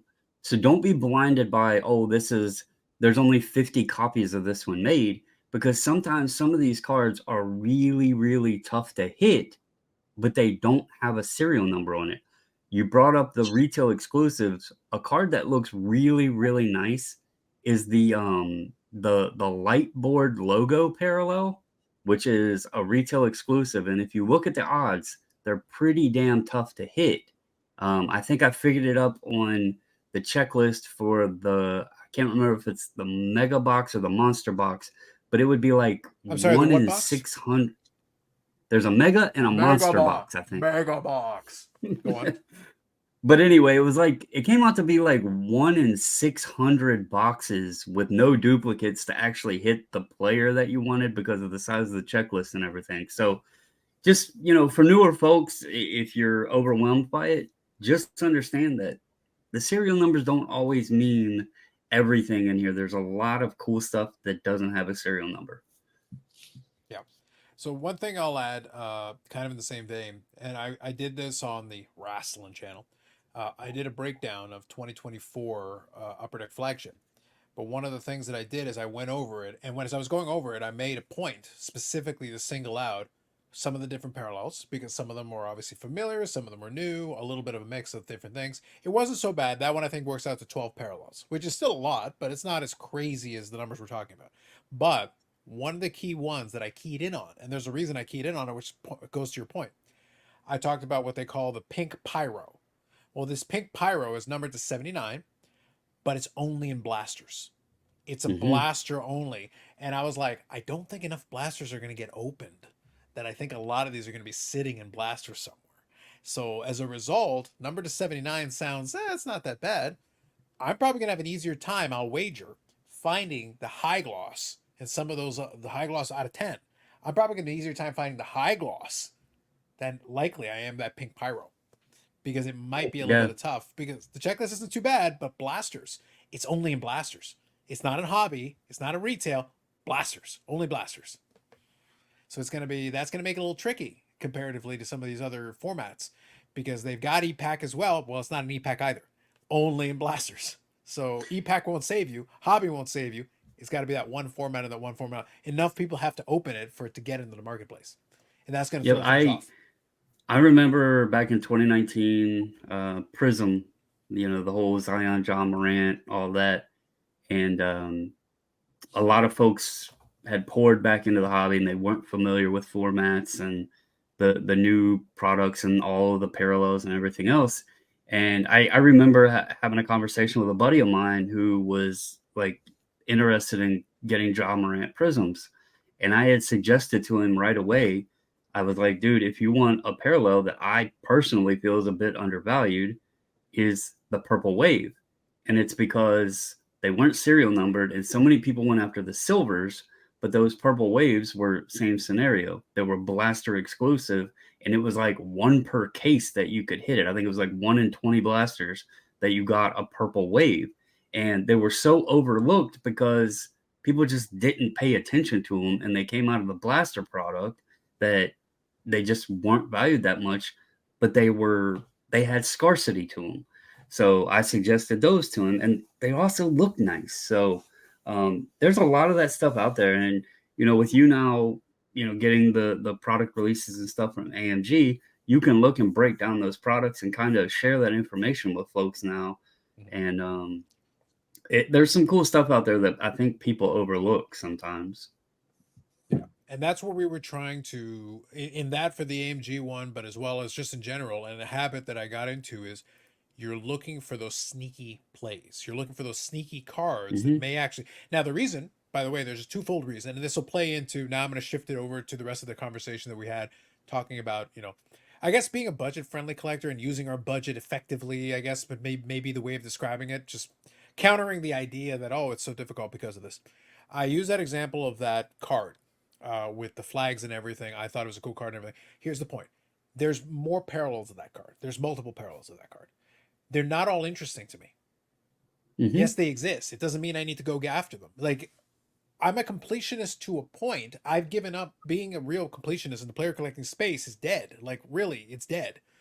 But that doesn't mean we can't have little projects inside of our overall collecting. It doesn't mean I can't target certain things that may be of interest, that may still be possible. So I can pick and choose my battles and decide, oh, for this one, I really like the design. I really love the photo on this one. I would like to get the versions, as many versions as I can within reason. Why not? I'll give it a go. And sometimes it's possible, and you give it a shot, and you succeed. And if you succeed, that's awesome. I shared an image on the Instagram. I think Eric saw it, that I had for my dentist PC, and I have the PMGs. I've got the red PMG, I have the green PMG, and in the mail, I actually was able to get it as part of Ship My Cards. I got the gold PMG, which is the 1 of 1. Now, I paid a pretty penny for the gold 1 of 1, but now I have, those are the 3 versions of it in the PMG with the same pose. As far as I'm aware, I'm the only person who's completed any of the poses, any of the images.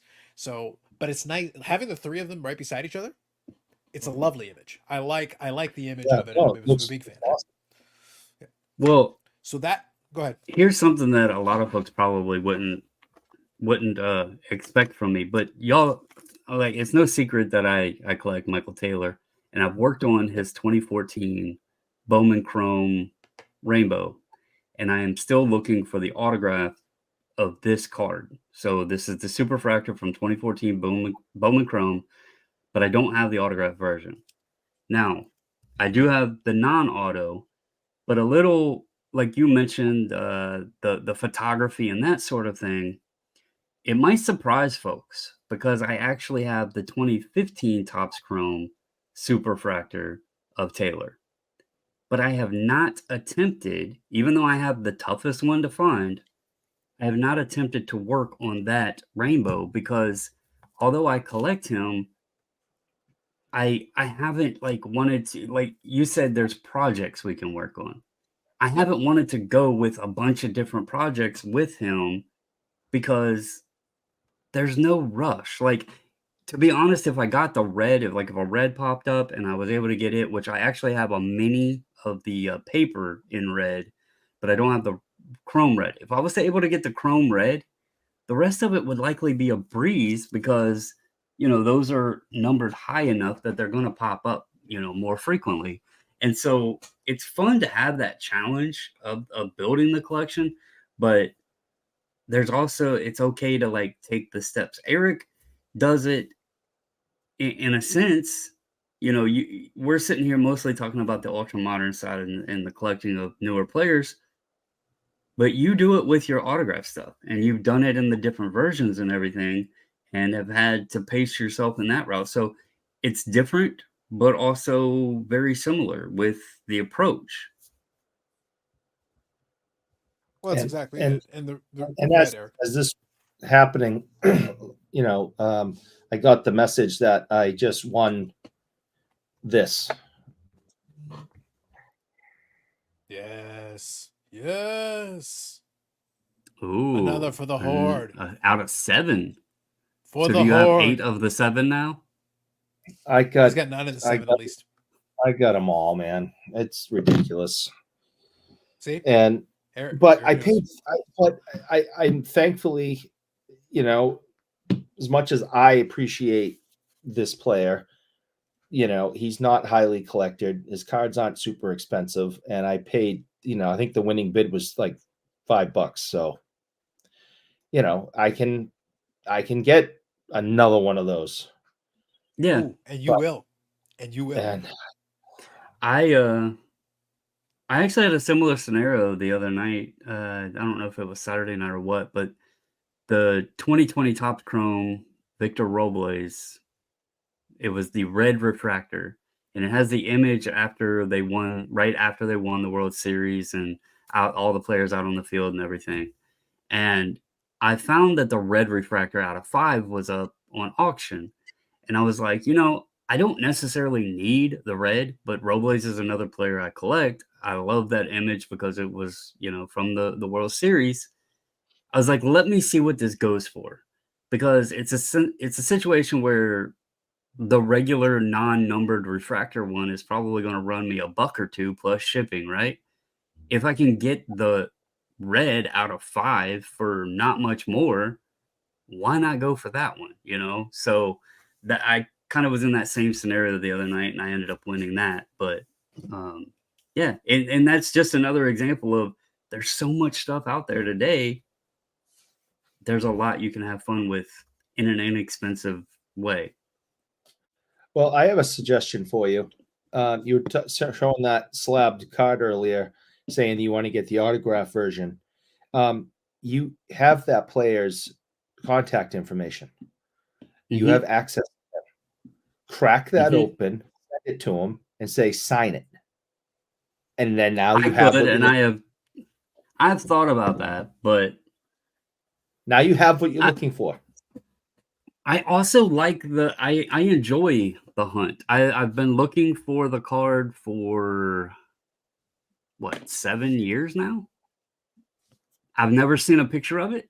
This one surprised me when it popped up. So it's actually fun to have that hunt, So. Yep. No, it is. The hunt is fun.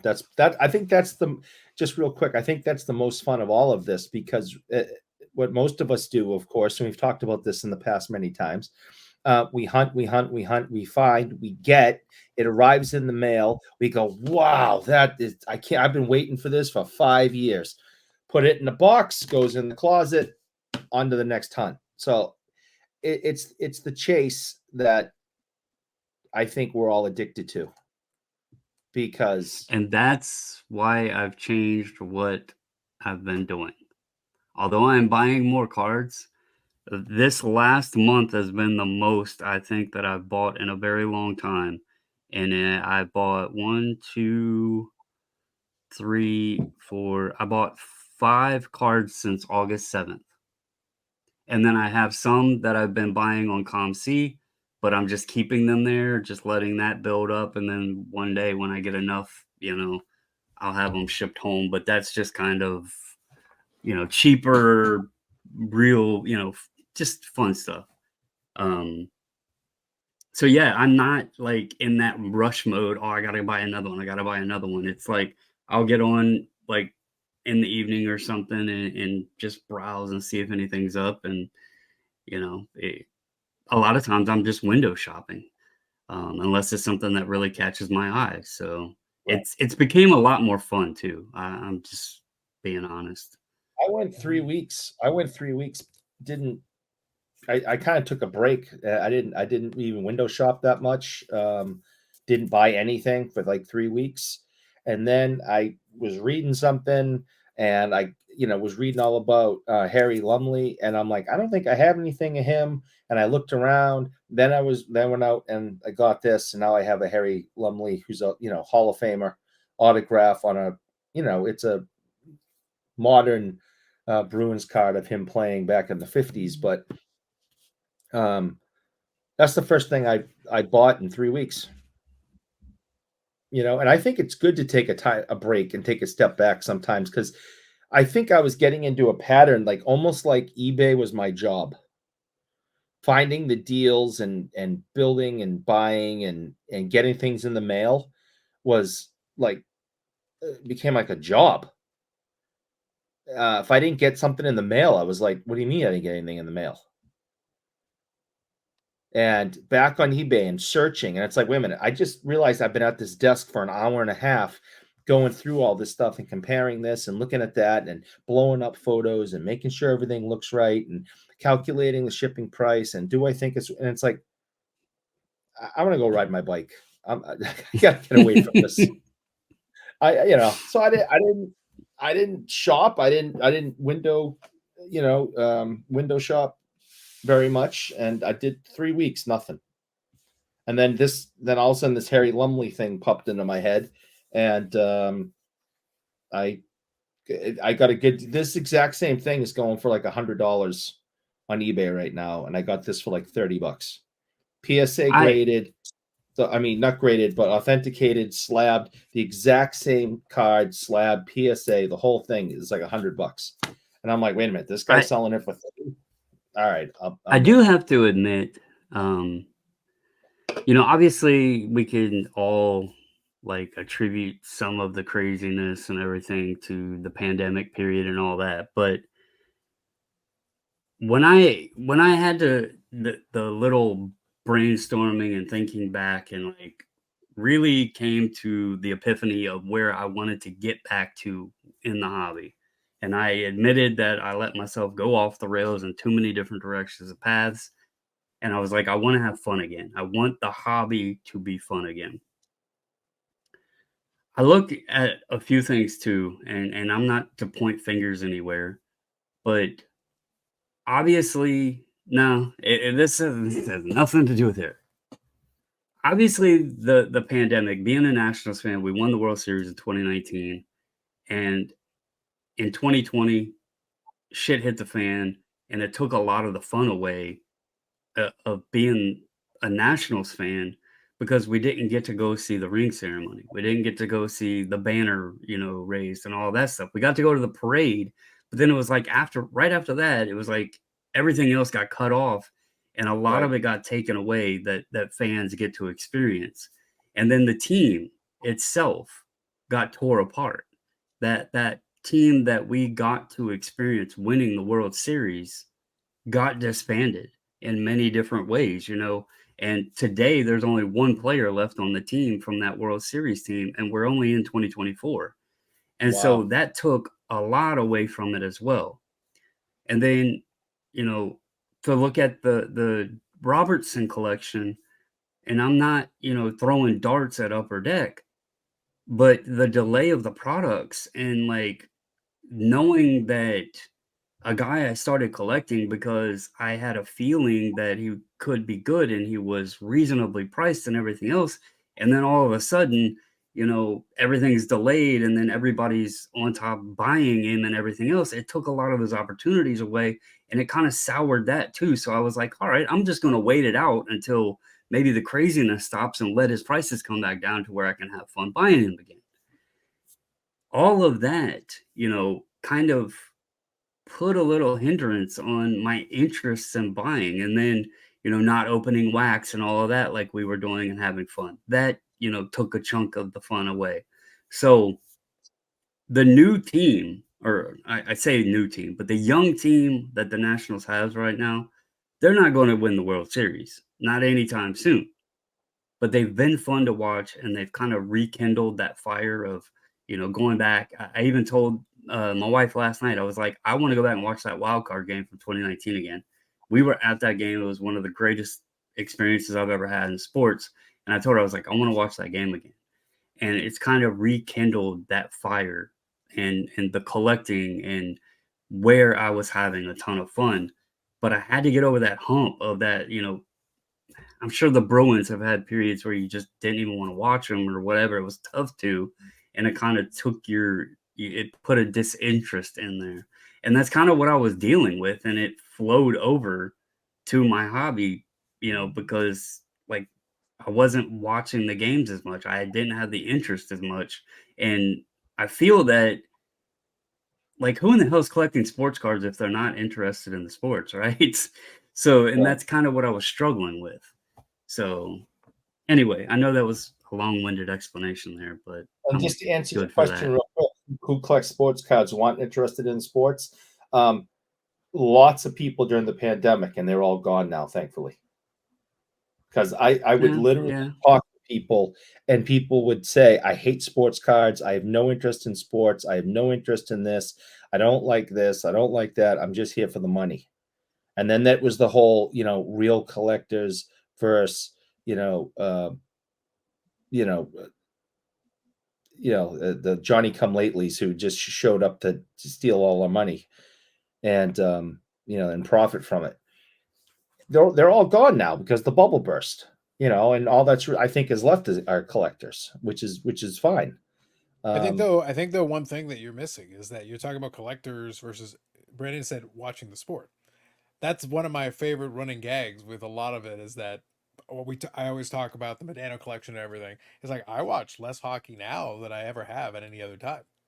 I'm barely watching. But you've admitted that your passion is 90s. Like that's when you had a big love for hockey. That's why you love, your Medano collection and everything else.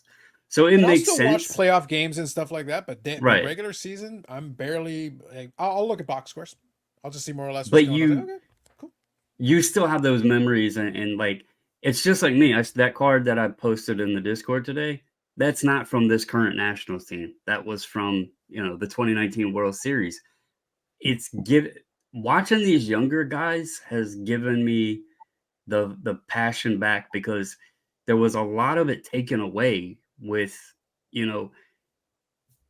I don't want to throw stones at glass windows, but we won the World Series and all of the talk was about the damn Houston Astros and the trash cans. Like they weren't even recognized. Throwing stones, you're throwing trash cans. Yeah, basically. But if you remember that time, like it wasn't nobody talking about the freaking Nationals being, so far out of the race that they shouldn't have won, being game sevens and down after 7 innings and actually pulling through and winning the games. Nobody was talking about that. Everybody was talking about the damn Houston Astros and their trash cans. And then the pandemic hit and then we couldn't go to the ballparks. And it was just like, it sucked as a fan. And so a lot of it got sucked away, even though those moments in watching the World Series is something, we'll always remember. A lot of the excitement that many fans get to, remember throughout the whole process was taken from us. And then when the team got broken up, it made it 10 times worse because it was like, I don't even know who the hell these players are. These aren't the guys I watched win the World Series. So I had to get that interest level fired back up. Yeah, for sure. Now, one thing I want to make sure I touch on, because it could be its own conversation, and maybe we'll shelve this piece because I could go into it in some depth, and we're already kind of deep into the episode. I want to make sure we touch on the topic we were talking about. But one key piece that I want to make sure I mention, you're right, that I do have the fond memories of the 90s and those teams and all that. But what's funny, and this is the point that I was making with that portion of it, is that when it comes to that collection, that piece, nostalgia is an underpinning of a lot of collecting, of a lot of the folks and collectors that do all that. But there can be also, and this is something that I do, sometimes the reason I do a lot of my collecting projects is because I just like the project itself. The project itself is a self-sustaining thing. It not necessarily is based on nostalgia. It's based on, I thought this would be kind of fun to do. And the act of doing that and building that and curating that piece of collection is what actually sustains. It has nothing to do with the player. It has nothing to do with the game. It has nothing to do with that. It's the specific task. So with the Medano collection, yes, I have the memories and everything. But when I'm buying these Medano cards, I'm not necessarily thinking about that. I'm not even giving it a second thought most of the time. If we suddenly have a chat about 90s hockey, oh yeah, then I can, we can wax poetic and we'll have some conversation. We'll talk about memorable games and all that. But when I'm collecting, I'm looking at the cardboard and I'm like, okay, so I needed this one. Oh, that was the lockout year one. I gave the story about the whole lockout year and how there were less cards and everything. But then I go, oh, that's one of the ones that I need from that lockout year thing, because I know the checklist is getting very narrow. So I'm excited at the prospect of scratching one off the checklist for a year that I know is very difficult for me to track down. That's the part that caught my interest. It wasn't so much like remembering the lockout year or remembering anything specific. It was that I know that checklist is narrow and I'm excited at the prospect of getting closer to completing a project that I'm working on. And that in itself is self-sustaining. Hockey could literally end and I'm still working on this project that I'm still working on. It's like, I don't care what you guys are doing over there. Unless it's the Hindenburg again, and I'll look over. Hold on. Mm-hmm. Is it Hindenburging? Oh, this is good.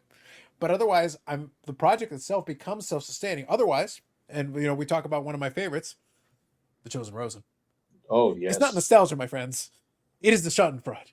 Schadenfreude fuels me. It is the joy of the Schadenfreude. And that's the zebra, Eric. The zebra stripes. Yeah. Mm-hmm. It's not nostalgia. It's me getting a kick out of putting this thing together. And this particular one, I'm getting pretty close. Like there's actually, I think there's like 16 or 17 parallels on this one, which is relatively modest for Select.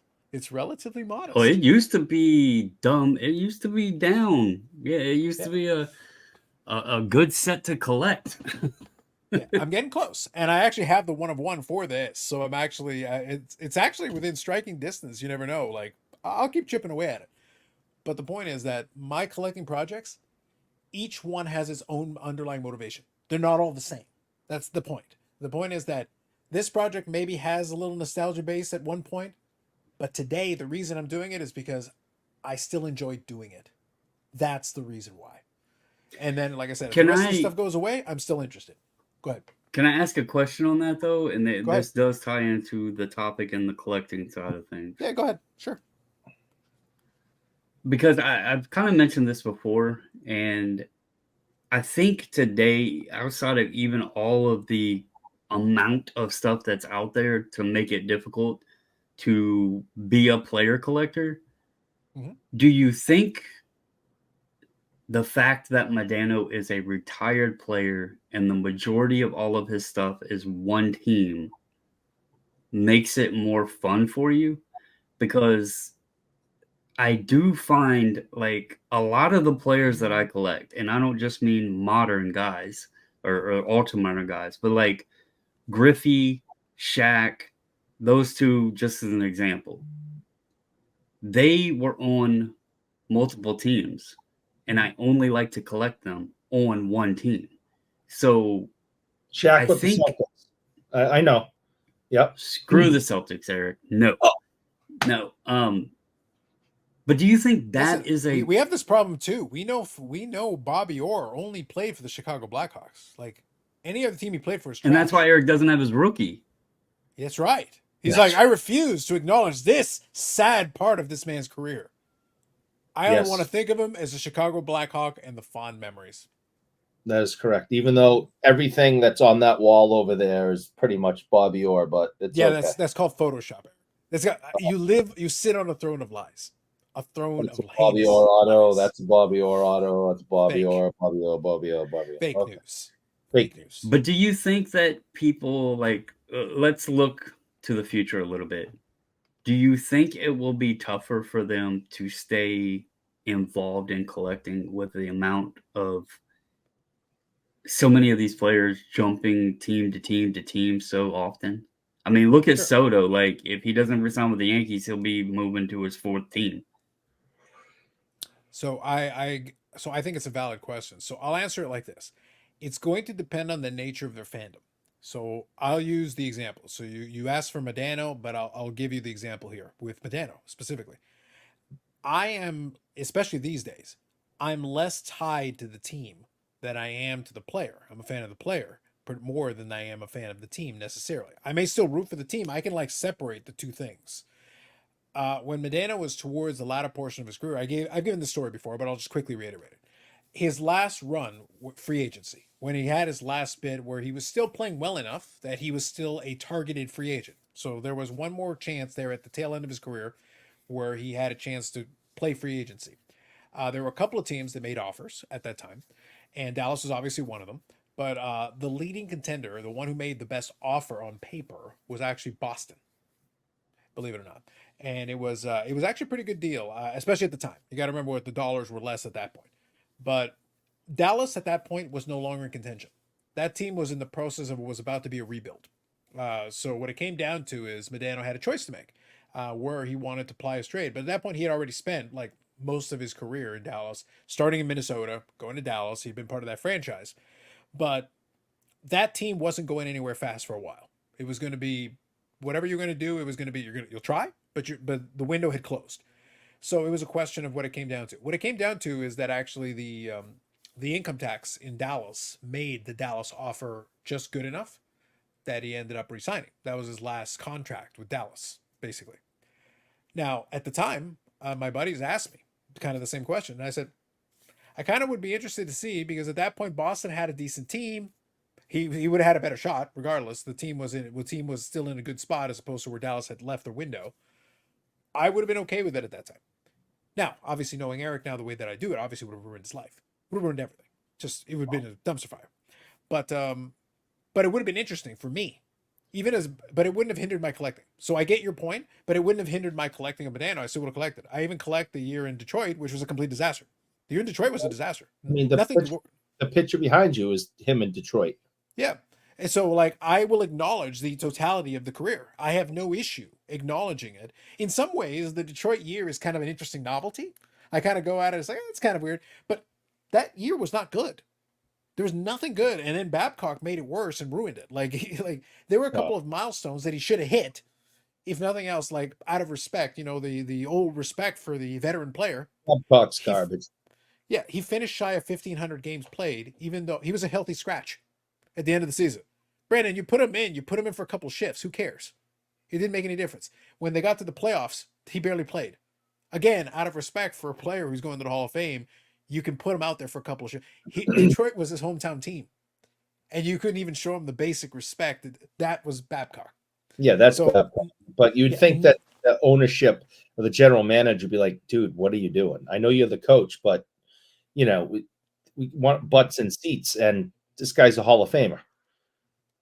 I mean, the players would have been good with it as well, because it's like, well, it's not like it was a hindrance to the team to let him play a couple of shifts here and there and let him try to contribute in some way. It would have been a classy way to go out. If Babcock got hit by a truck tomorrow, I would not shed a tear. Yeah.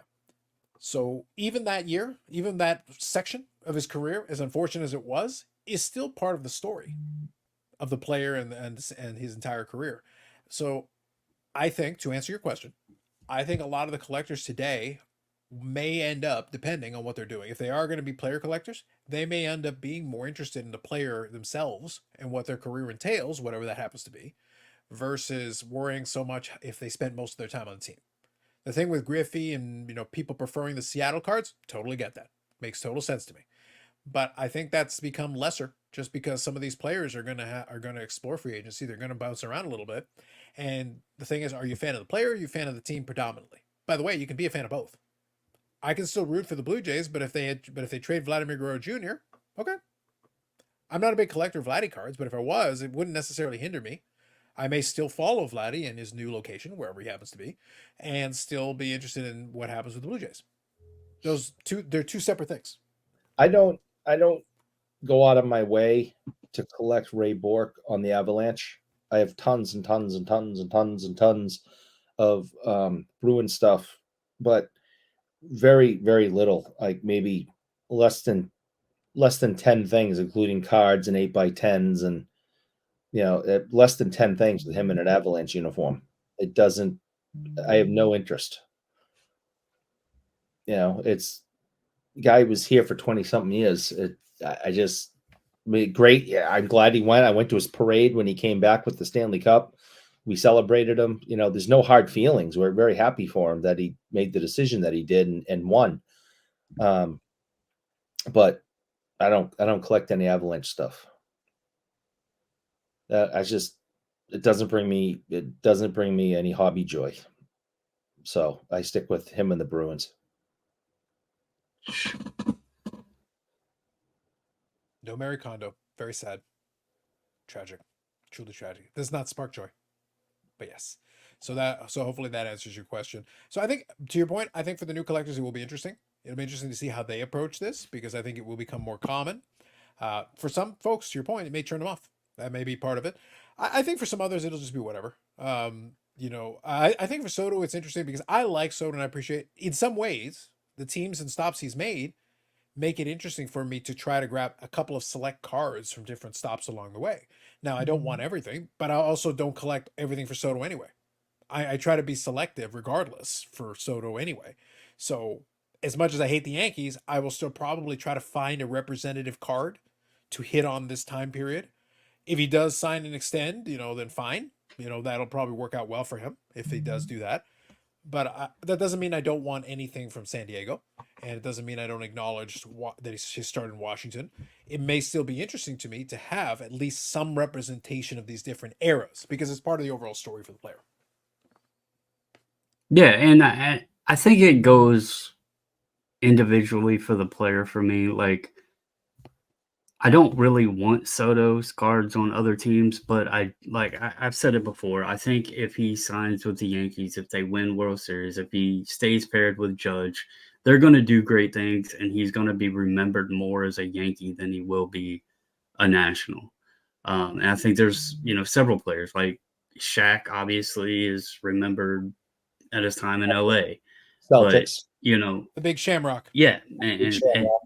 And Phoenix and Miami and just all the other places.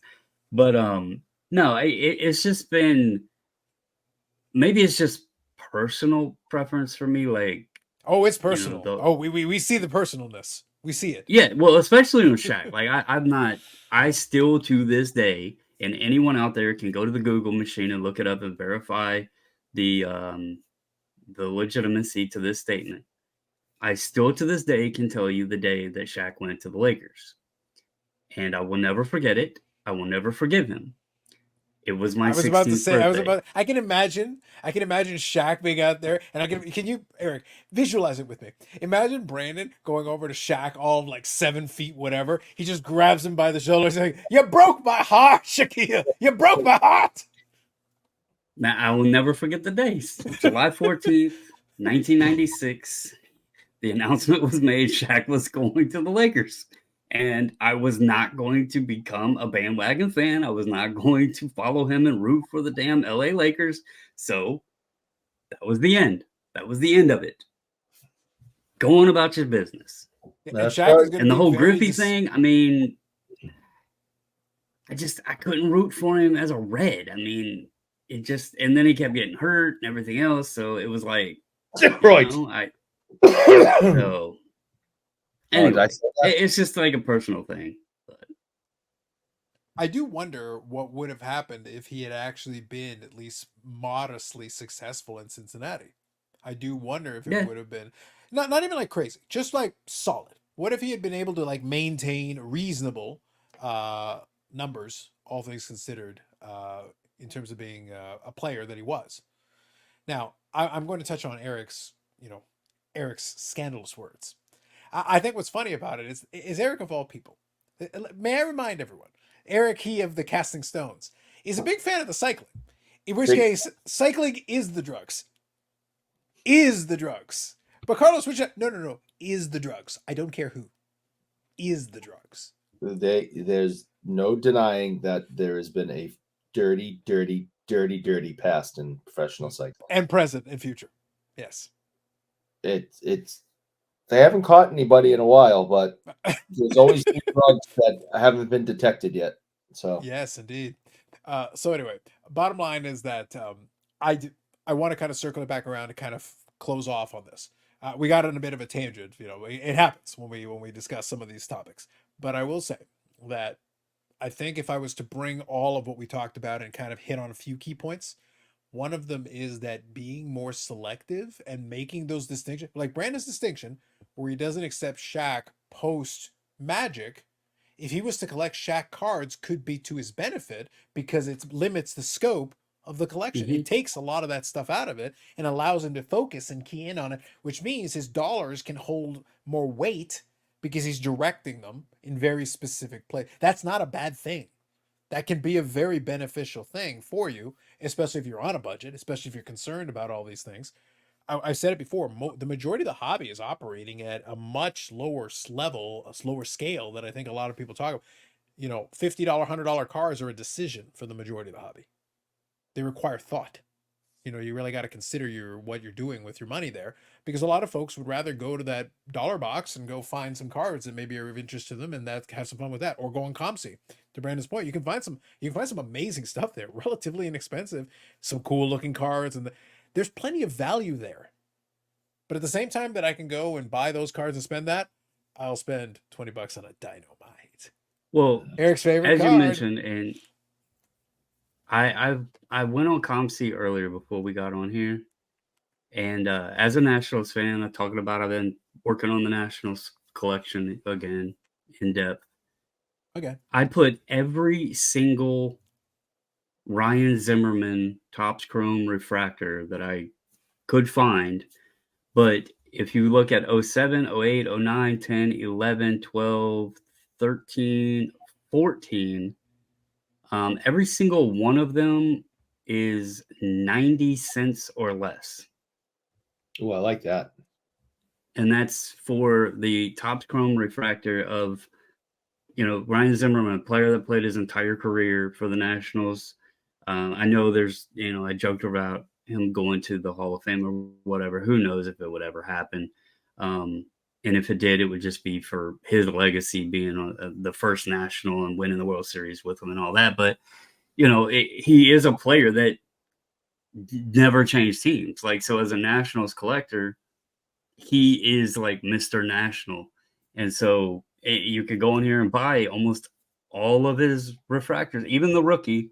I found the rookie on here for the 06 rookie at $12.24. The 05 update, which technically is the rookie, but it says like prospect or something, draft pick. That one's $30. So even still relatively cheap.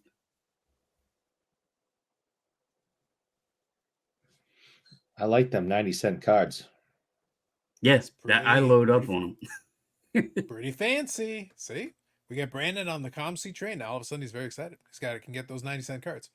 But yeah, so I think the point here is that there is, and I wanted to use that as an example, there is different lanes you can find at different levels. What you're comfortable with is going to vary. Your mileage will literally vary. It depends on you, whatever it is you want to do. And there's Speaking other stuff of money, go ahead. I just want to. I don't know if he watches the podcast, but is he going to give us money? No, he's someone known in the reseller space, but he also has a card channel. I think you've heard of him, American Arbitrage. Okay, yeah. He does value box videos and stuff as well. Yeah, well, he did the national thing where he hit that Caitlin Clark 101. Okay. And holy hell. I was completely wrong on what I thought this card would go for. Okay, that card 101 should go for a pretty penny. We're talking Eric Lakebud money. Yeah. Serious cash. Well, this is the card. Yeah. National. It was from the National Silver Pack. Okay. Like the insert gold vinyl or whatever. Wait, can we guess? Like, so what platform did this sell on? Golden. Okay, so it's still on Golden. And it just ended. And I'm not looking up. We're not cheating. I'm not looking this up. I'm going to think $47,000. No, not quite that high. Not quite that high? Okay. I'm honestly shocked. $1, Bob. I'm shocked because there was a 101 auto that sold for, I think, like 13 or something like that on eBay. Okay. But like, am I way high or a little bit high? With hammer price, you're not too far. With buyer's premium, $40,260. Oh, I was that actually isn't bad. I was pretty close. I would give that to you. Yeah, within $7,000, that's not bad. I was pretty close on that one. $40,260. So it's like half like Bud Money. That's crazy. And he said that he was getting, and he made this, he publicly said it, that Ken told him that he would get 105% of the final sale. And so before Hammer Premium and all that, it did $33K. So he's gonna have a pretty damn nice payday, I guess. It'll do. That'd be like what, 30, almost 35,000, 34,650. So congrats to him on that. I was way off on that. I was thinking like maybe 12 grand. So, and if she blows her knee out tomorrow, it's worthless. Well, it surprises me because it's from the National. You still want to buy his cards. Bobby Orr blew out his knee. You still want to buy his cards. He blew out his knee after he was already great. He only had like a year with the Blackhawks, man. That wasn't a lot of time. I'm gonna kill you. Like he didn't have a chance. He played in the minors for like a decade, went to Chicago in the NHL, and barely had any time to accumulate any stats. It was crazy. Kill you. I can only assume he get to the Hall of Fame out of pity. It was like, oh, this poor guy spent all those years in the minors in Boston. Terrible. Just terrible. I'm gonna kill you. Oh, satisfying. All right, last thing before we call it a day then. Unfortunately, that last topic, we kind of went in circles a little bit roundabout, but hopefully you got our general point. All right, last one here. I actually came across this just now, and I thought it was worthwhile mentioning. Since I talk about different levels, people collecting different ones. Well, here's an example of a high level. Shockingly higher than what I described, but I'll show you. So this one here is Xandu 23 Sports Cards. I believe he's one of the guys who does the Precious Metal Gents. But this is the state of his red collection. And I'll read what's here. I'll actually leave a link to this in the description so you guys can check it out for yourself. It's actually a pretty cool picture. I like the image there. But I'll tell you what's here.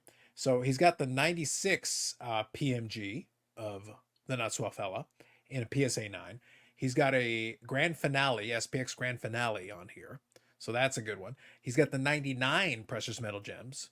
He's got that one in an 8. He's got the Showcase Legacy. The Super Rave from Skybox Thunder. So if you guys 90s guys remember that, the Super Rave is, I think, numbered to 25, I think, something like that. It's pretty low numbered. The red version of the Crusade, which is one of the lower numbered ones. The 24 karat gold, which I think is out of 24 if memory serves me. And then the Platinum Gold, which is also very low numbered and limited as well. So it's pretty good. Like that 8 cards is pretty good. These things, the market on the Not So Fella has gone up a lot in recent years. So this represents, we're talking like at least one section of Eric's palatial estate is represented by these 8 cards. That's a nice collection of fun inserts. Yeah, and they're good. They like, these are good. If you're talking 90s guys, these are really nice. A really nice grouping of inserts. Very impressive. Very impressive. And it was even approved, Eric, by such luminaries as the Hoj, who wrote amazing. Well, if the Hoj said it's amazing, Chris knows his stuff. I know. Listen, who am I to argue? The Hoj says it's amazing. That's it. I feel like that. Enough said. I'm all about Hoj. Enough said. So anyway, so that is it. Hopefully you guys enjoyed this. I think this was outside of the live. I think this is our longest episode because we went on a long and winding road. And look, we did it for Mick Foley. Really, I like to think we did it for Mick. We gave Eric, a little extra effort at the end. Here is your challenge. You got to start a Mick Foley PC. That's totally doable at this point. That would be totally doable. You can collect the new prisms. You can get the shinies, the prisms. Shinies? All right. Yeah, shinies. he has prisms. I think you should get the Immaculate, man. There's some Mick Foley autos in the Immaculate. Now that he and I are best friends for life, I'll see if I can get some and have him sign them. You know, the Immaculate's already signed, Eric. You know, it's kind of redundant. You don't actually need him to sign in game. Why not? They're my cards. And if I want my best friend to sign them again, then he'll sign them again. What is Marcel going to say about this best friend statement? He'll do anything I ask because we're besties. How do you feel about Mr. Sacco down your gullet? my bestie would never do that to me. Mm-hmm. I look forward to a future video coming near you of Eric getting the mandible claw with Mr. Soccer. That shall be another wonderful video that we'll add on to this one. So anyway, hopefully you enjoyed. We went, like I said, we went on a meandering, winding road. However, we did have a couple of questions that we had for you, and I'm going to repeat one of them here. I want to get feedback on this in the comments section. If you stuck it out, number one, we appreciate you. Hopefully, you've got some thoughts on something we threw in there, and we'll try to get our thoughts together on that one next time. But we want to know, is a hot dog a sandwich? Yay or nay? The people decide. And also vote on the silly card of the week, which will be posted as a community post on the channel. So we've got that going for us.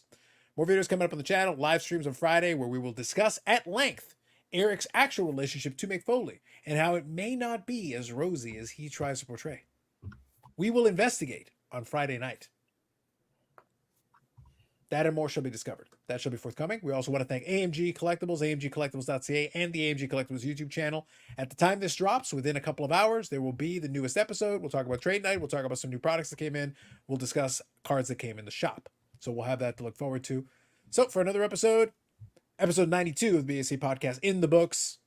Thank you, Mick Foley, and I will do my best to take care of this problem for you. Have a good one. We will catch you in the next one.